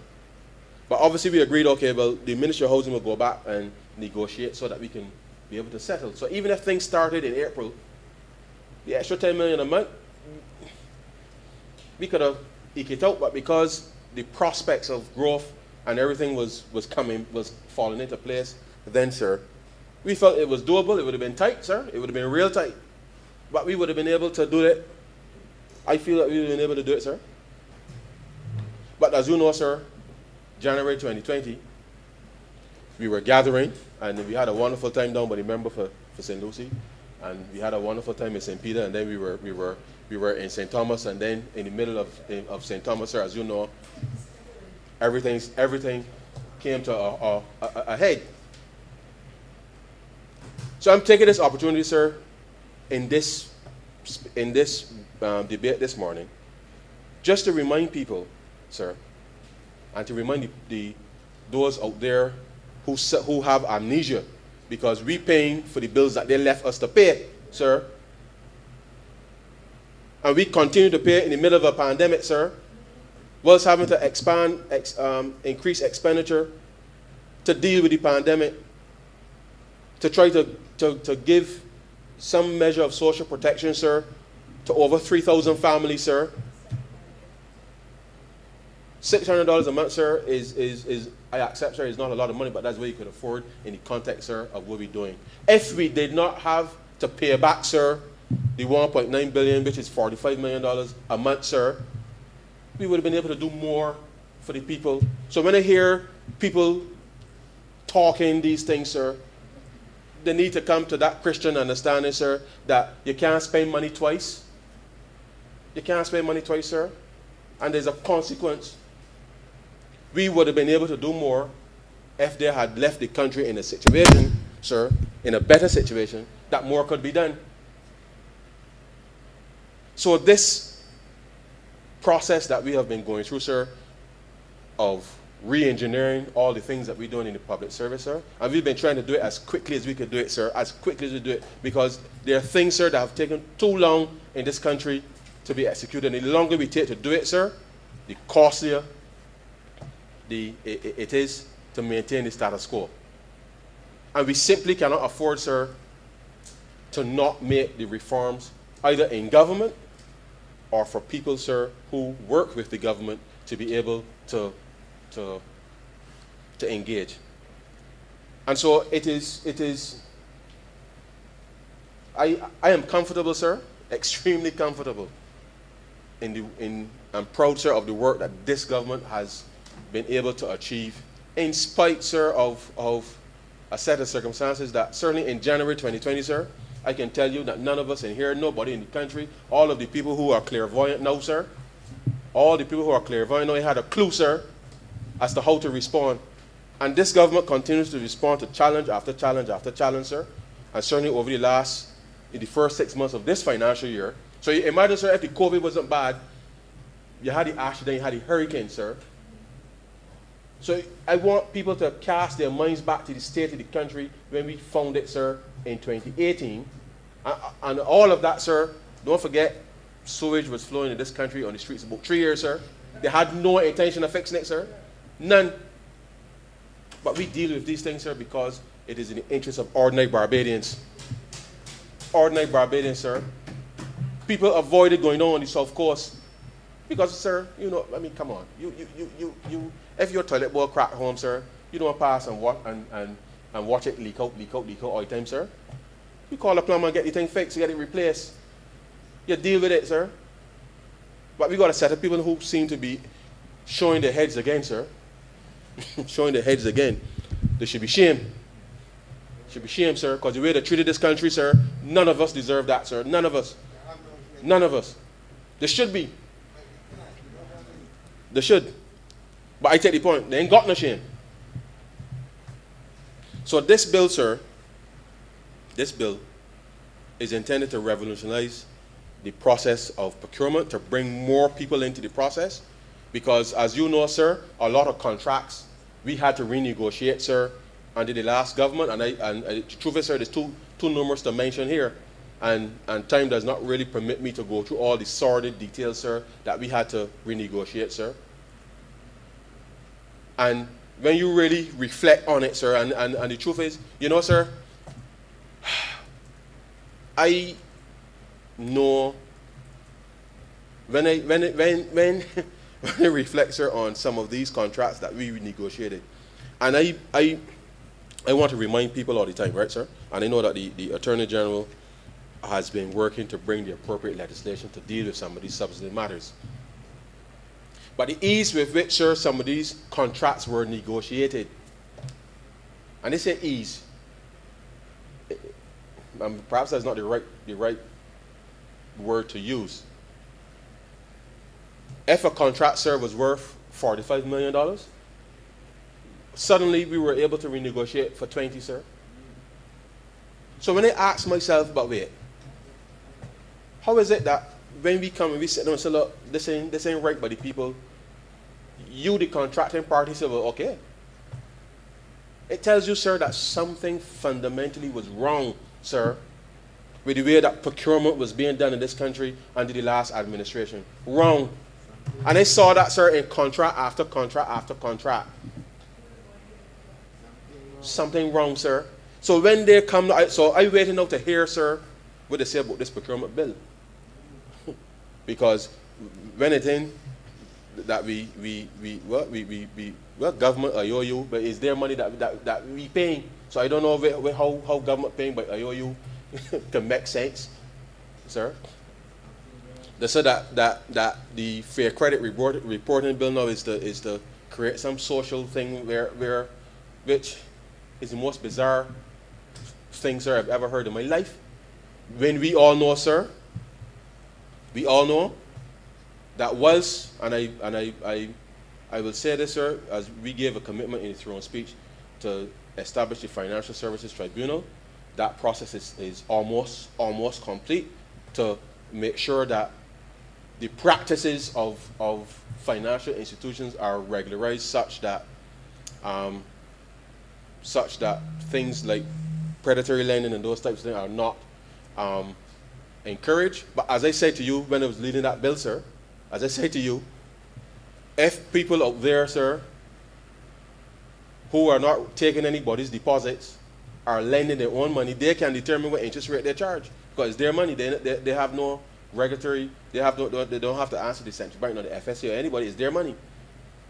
And we want to make sure, sir, that we put ordinary Barbadians in a position that they don't have to feel exposed in that way, that they have to feel desperate, sir, to go and take loans at interest rates at 30 and 40%. That is the intention of this government. So we have been putting the systems in place, sir, the mechanisms in place to be able to respond to those things. But I am comfortable, sir, as I said earlier, that when I hear these things, I know that they ain't really got nothing substantive to say because they can never contribute anything constructive, sir, to help us to resolve some of these long-standing issues. Because if they did, they would have done it and they would not have left, sir, the country in the way that they did. And this government, sir, this government will continue to do the work on behalf of the people. And in spite of COVID, sir, in spite of COVID, this government remains committed to solving the problems that have been humbugging people, sir, for far too long. So we're opening up the process, sir. And in opening up the process, I ask Barbadians, sir, to come in. Come in. Coming in to the system, coming into the process, allows us to be able, sir, not just to access procurement, but coming into the process allows us then to ensure that the policy formulation and determination, sir, can be crafted to deal with the circumstances that you're facing. But if you out there, sir, you know, blowing with the wind, you don't want to engage with the government, you ain't really want to engage with the financial sector, you don't want to engage with the private sector, or you don't want to do anything in a formalized way, you can got problems, sir. Because at some point you have to connect in the real world with somebody who will say, well, how can I trust that you can deliver what you say you can deliver? You have to come into the system. And we are making it easy for you to come into the system. We've put systems, introduced reforms like the Trust Loan Program to help people. And the reality is, sir, whether you need $5,000 or not, sir, as a small business person, whether you need the $5,000 or not, or the $10,000 or not, sir, you should go through the exercise. Demonstrate that you can pay back the $5,000, turn it over quickly. Turn over the $10,000 quickly, sir. Establish the history. So that in that process, sir, of doing so, you are able, when you really want to expand, whether you go to the bank or you go to a group of youngsters or other people who may wish to invest, sir, to be able to get to a different level. Such that, in the purpose of the bill, sir, the intent here is to open up opportunities for people. And in opening up the opportunities for people, sir, we have started to put systems and reforms in place to help people along the way. But unless you engage, sir, with the process, unless you engage with the process and be disciplined in the process, sir, then you can always find yourself wanting, because there are people out there always ready, sir, to mislead people. To mislead people. And the government has been strategic, sir, in responding to the issues. I wish, sir, that COVID didn't happen. You don't know, sir, how badly I wish that COVID didn't happen. But it did, sir. And regrettably, a lot of people lost their lives, sir. And that is hurtful, sir, because it is the saddest thing, sir, to experience as government, knowing that there's very little that you can do, sir, to influence that. Because once, obviously, the virus hits and it takes root, sir, the doctors can do what they can, but there's very little that you can do. But the social fallout, sir, mentally, financially, so everything, sir, has been stressful. And in spite of that, we continue, sir, to work hard Right now, sir, I can tell you, I tired. I tired. I tired.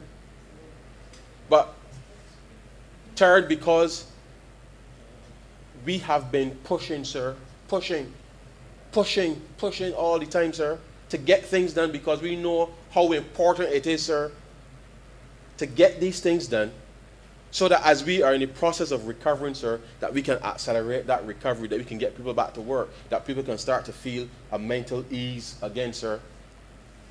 A mental ease.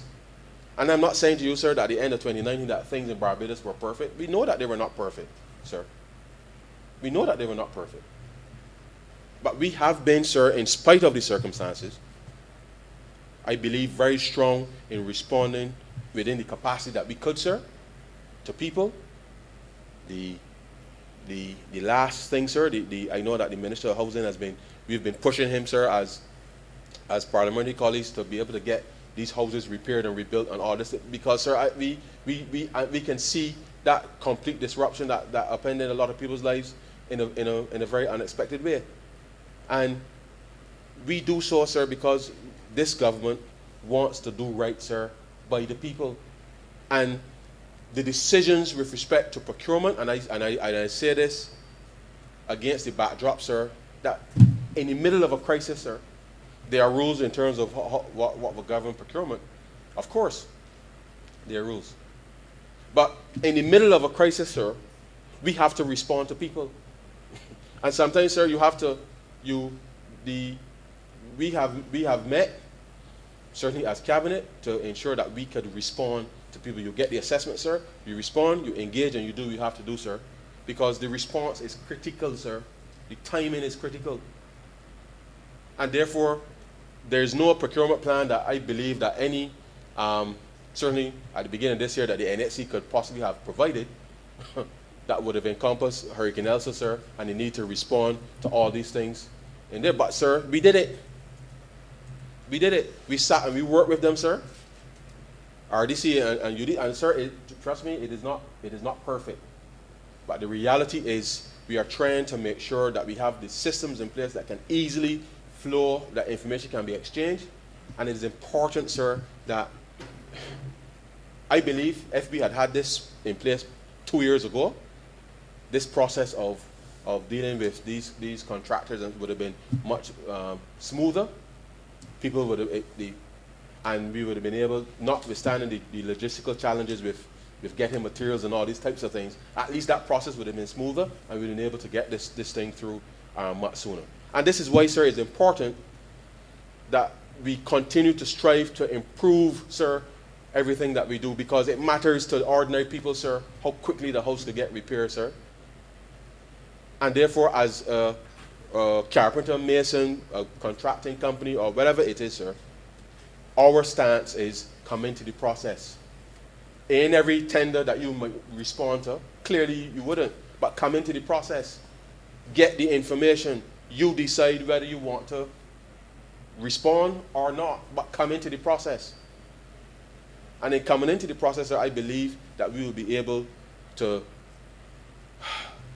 not just deal with the transparency and accountability, but actually be able to respond faster to some of the concerns that have been plaguing people in this country, sir, excuse me, for too long. Let me, sir, speak very quickly to part 5, which is related. Sorry, before I get to part 5, sir, I want to speak very quickly about procurement of public-private partnerships, which is at clause 60. And just again, sir, just it is, you know, sir, it is the one thing that I realized in this very short space of time as a member of Parliament and certainly as a minister, sir, is that in spite of information that you put into the public space, sir, in spite of you wanting to give credible information to people, sir, that people, we live in a world, sir, where I could get up one morning and if I feel like lambasting you, sir. I could pick up my phone and drop a voice note in it and say all kinds of things about you, sir. I could even accuse you of going Harrison College, sir, which I know, sir, would be a very serious, a very serious accusation. Accusation. But you take the point, sir. You take the point, because, and I say so very seriously, sir, because this issue of public-private partnerships, sir, is an important point that I want to think here, because when we came into office, sir, and we looked at the operation, sir, of Harrison Cave, you would recall, sir, that we came to this, we Cabinet sent out the proposals, sir. They went out. People responded. They went through the process. I know that the Honourable Member for St. Thomas met with her constituents and all the people to explain that, one, sir, the cave was not being sold. I don't even know how you could sell the cave, but the cave was not being sold. That to give comfort to the residents that they will be a part of the opportunities and the activities that will be there, as a mechanism, sir, to allow us to be able to move Caves of Barbados off of the books of government and to allow a private entity to be able to lease it and be able to operate it, sir, and make the improvements that they can be made. Which then obviously, sir, then means more activities, more, and certainly persons in the area then can benefit from more activity there. But yet still, sir, you kept hearing these things popping up that the government of Barbados is selling Harrison Cave, which, in spite of the publication of information, sir, we did. So this piece of letter, this part of the bill, sir, gives the framework within which obviously PPPs will be executed. Sir, the last government engaged in all kinds of things that weren't PPPs. You heard that, sir? Because when I told you about those contractual negotiations, I don't know where that 20-odd million was going, but I know that the person that we negotiated with now getting presumably the money that they were supposed to get. As I said, the other matters will beyond my scope to speak on, but it just told me, sir, that something was wrong. They were not PPPs, sir.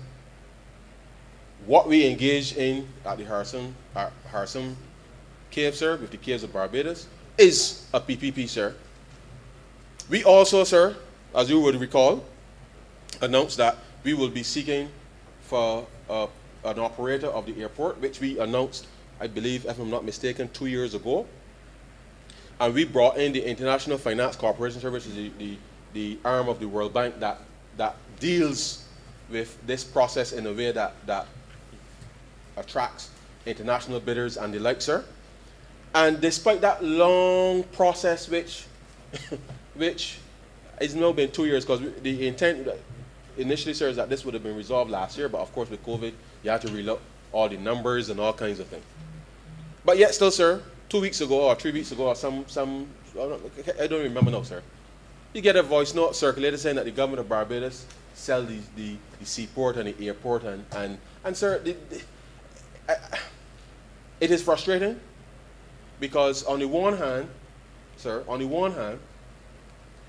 let me take the time to explain.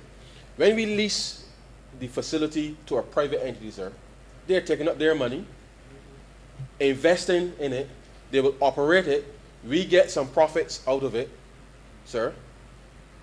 They get their return on investment from it, and we're able to build out, sir, more economic activity for people to participate in, rather than us then, sir, given that we had to pay every month, sir, $45 million to people to pay for things that were already used, sir. In order for us to help growth, sir, we use a mechanism of PPPs to get private sector investment to come in partnership with government, sir, to be able to provide opportunities for growth. But every time you move forward, sir, to be able to do things, and the truth is, sir, whether you are Barbadian or external company, when the advertisement goes out, just like in this bill, sir, any Barbadian company, any regional company, any international company, sir, can apply to participate as part of the process. The government has not made a decision as to who it would agree to lease the airport to. But in the voice note too, sir, you hear that the government, I don't know if it will sell the port or, I don't even remember, sir. Look, sir, everybody keeps saying the government ain't got no growth strategy. We are doing things, sir, to create opportunities for growth, getting private sector activity, and then people say they're in a growth strategy. We, sir, because of the fiscal discipline that we have been able to display, we have been able to attract persons to this country to invest. COVID, yes, has changed the dynamic somewhat because, as you would appreciate, sir, I don't know a time since air travel, other than perhaps a couple of days after 9/11, sir. And truth is that was more in the United States than globally because planes were still flying around the world. But the only time that I know that there was a cessation of flights was on the day of 9/11, or probably like a week after, where there were only military jets flying across the United States, but air travel was still happening globally. There's never been a time since air travel and the modern economy as we know it, that there has ever been a global cessation of air travel. And the extent to which persons seem not to appreciate, sir, that our response to that was quite extraordinary, by the way. Quite extraordinary. But you had to respond to that. And we are still trying to make sure that we can bring things back as quickly as possible. And therefore, we are always clear, sir, from the beginning, that Barbados as a destination cannot shut itself off from the rest of the world. And therefore, as part of the growth strategy, the redevelopment of the airport is part of that growth strategy because, sir, it was our intention when we announced, when we invited IFC to be able to come and help manage the bid process, that it was our intention, and just for the benefit of the chamber and the country, sir, and just give me a minute,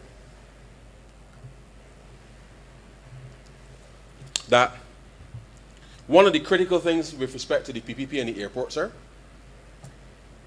was that the members of the public would recall that we introduced the kiosk at the airport to smooth the immigration and customs process. A lot of things happened there, sir. But the principle in terms of getting the investment, sir, was to double the traffic through the airport, sir, in the shortest possible time. Double, sir, the traffic through the airport. And we felt at the time, sir, that as we have seen happen elsewhere, that the investment and that is required, given the circumstances that we were in financially as a country, that it made sense to be able to bring private sector investment in, to be able to help build out that in partnership with the government. And we still stand by that, because obviously, if we didn't have the money in January 2019 to do it on our own, we certainly don't have it now, given that at that time, sir, and this just for the benefit of the public, because I think, as I made the point earlier, things appear to look easy, sir, but understand that we had introduced a reform in this very chamber, sir. You will recall that we had increased the departure tax, and that there was a specific levy that the monies were going through the airport to fund BTMI. You recall that BTMI, or BTMI used to get $75 million from central government. And that when we came to office, sir, we put those monies took those monies off of government by introducing that levy, which then allowed persons to finance the marketing of the country in the way that was done. So obviously when COVID hit, sir, when COVID hit, the marketing budget gone, because if nobody is traveling, sir, then there's nobody to collect the revenue fund from. But equally, sir, with no travel, as you know, sir, our airport still has costs. The airport still has costs. And the extent to which, sir, the airport had never was, with respect to the debt restructuring and everything, sir, the airport was not a part of the debt restructuring simply because the airport at the time, sir, were one of the perhaps better run agencies financially. But with no people coming through the airport, sir, to drive traffic, to drive revenue, sir, to all of these things, then obviously the airport finds itself in a spot of bother. And the government had to lend some assistance in a lot of ways, sir, to the airport to be able to keep the airport ticking along in all of what was happening in terms of the response for COVID-19. So the importance of the PPP, sir, process with the airport is even more critical today, sir, than even when we started the process. And whilst COVID-19 certainly has changed or provided, but certainly has changed the dynamic and created a lot of uncertainty with respect to the levels of traffic and those types of things, we still remain committed because once this thing becomes endemic, we still have to continue the growth trajectory of the country. And therefore, PPPs, sir, PPPs, let me put it this way, a proper PPP, which is a real PPP, not what the last government did, sir, where there's private investment in partnership with government to be able to share profits or get a dividend or whatever it is, sir. Those are proper PPPs, not a situation where the government has put out the money and then pay back people at exorbitant rate. That's not a PPP, sir, as is the case with a number of the other contracts that were done. But these are issues, sir, that will confront us, and the legislation speaks to the provision for PPPs in the context of the bill, and I am confident, sir, that as part of our growth strategy, that whether it is the local private sector, whether it is the regional private sector, sir, or international bodies, that Barbados must seek to partner, sir, with credible people who have the ability to help finance and build out a lot of the activities in partnership with government. In addition, sir, to building out the wider business confidence in the country, which I believe was sorely lacking, sir, under the last administration. So we are committed, sir, to keeping the country up to date with respect to these things. All of the, and if you know the IFC and the World Bank, sir, they're just dotting I's and crossing T's, sir, look like well, art is a science, really. They're very, very, very, very precise, sir, because they don't put their reputation on the line, sir, easily, and therefore we are confident that as the process is managed, that we'll be able to get some resolution with respect to the airport. Mr. Speaker, sir, I just want to speak a little bit about unsolicited proposals, because one of the things that happens when I suppose government changes is very early on, sir, and even throughout this pandemic, we receive all kinds of things. People want to do this, want to do that, want to do this, want to do that, sir. And we are creating a framework here where FI wanted to present a proposal to the Parliament, for example, sir, that there are rules governing what happens to that proposal. Okay? So either the Parliament will accept the proposal, and their options are depending on what you're going to do going forward, whether it is to be done under PPP or not, or whatever. But the fundamental thing is here is that these rules now govern what happens to the information that's submitted as part of the proposal, and the way that it is treated, and whether or not the process through which either open tendering will be executed. Let me just say, sir, that whilst persons submit, and so let me back up. A procuring entity, sir, publishes its procurement plan. FIE submit to Parliament, having seen Parliament's procurement plan for the year, I submit a proposal to Parliament, which obviously clearly not in there. It is unsolicited in the context of it is not part of the budget, all of those things. Parliament, in considering, sir, this is an interesting idea. Do I have the resources to do it? Should I do it? Or should I just say no? Very simple internal assessment. Now,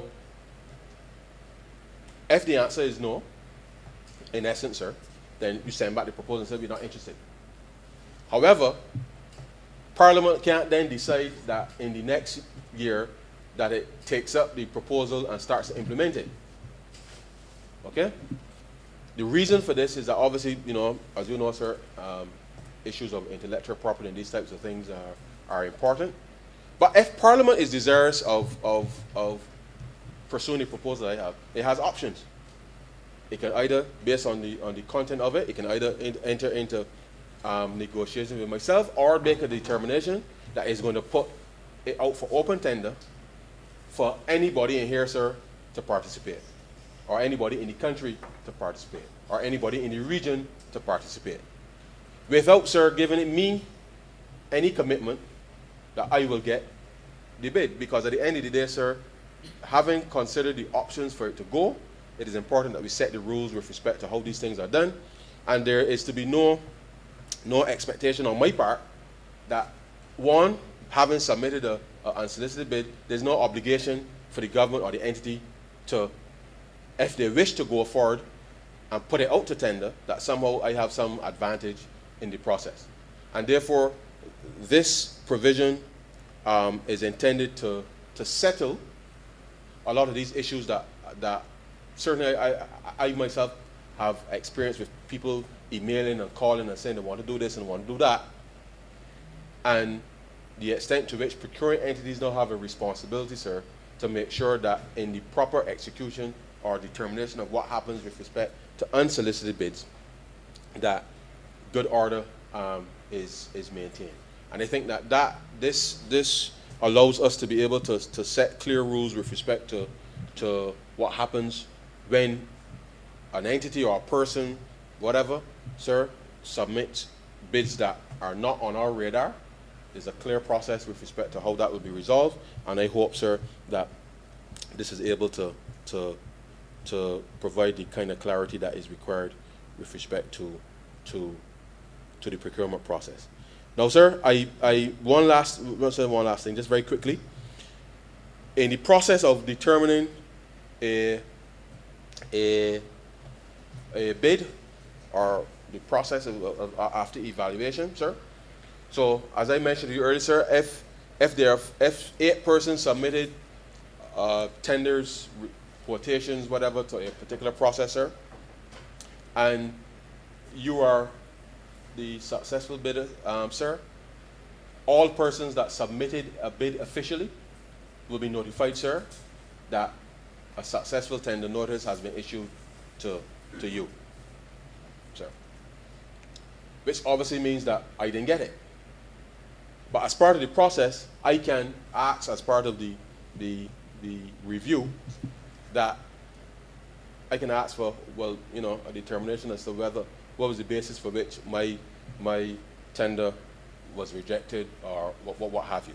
And the evaluating committee and all that information obviously will be shared with the supplier that allows for this to happen. So that, sir, your accepting of the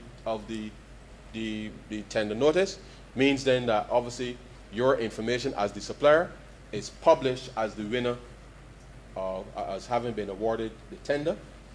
And given, as we all know, sir, that we know that KIPO has been working at modernizing its processes, it means then that any person who is awarded a tender, sir, any contract, that with that information published, that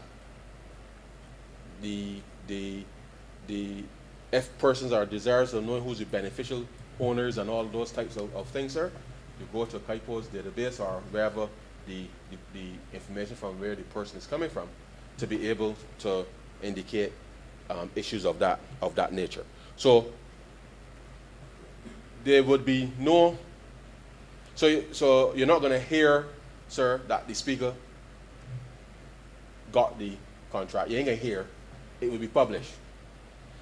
All suppliers who submit a bid will know who is the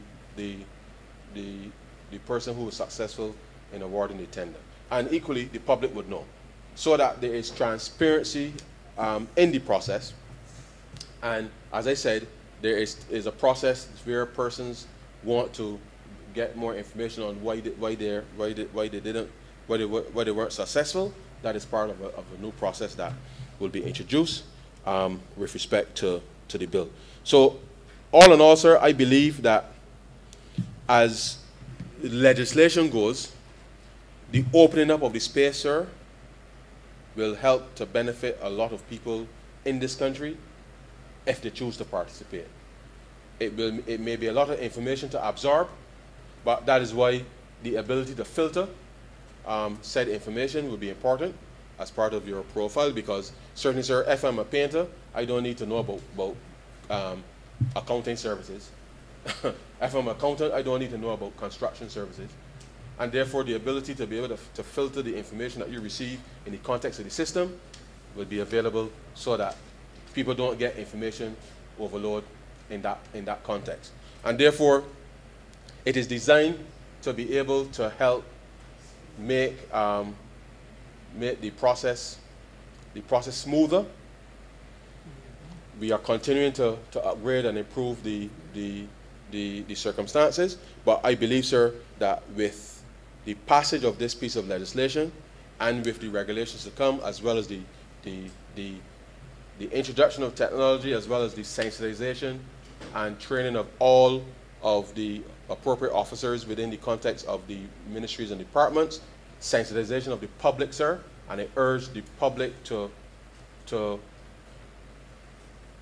truly participate, because by doing so, you will give yourself an opportunity, sir, to be able to change your circumstance. And this government, sir, remains committed to improving the lives of people. We are opening up the process, and I believe that with all the cumulative impact of the reforms that we've undertaken, that we can help change the course of the economy, but more importantly, sir, improve the lives of all of our people. And with those very, very, very few words, sir, I beg to move that this bill be read a second time. I'm obliged to you.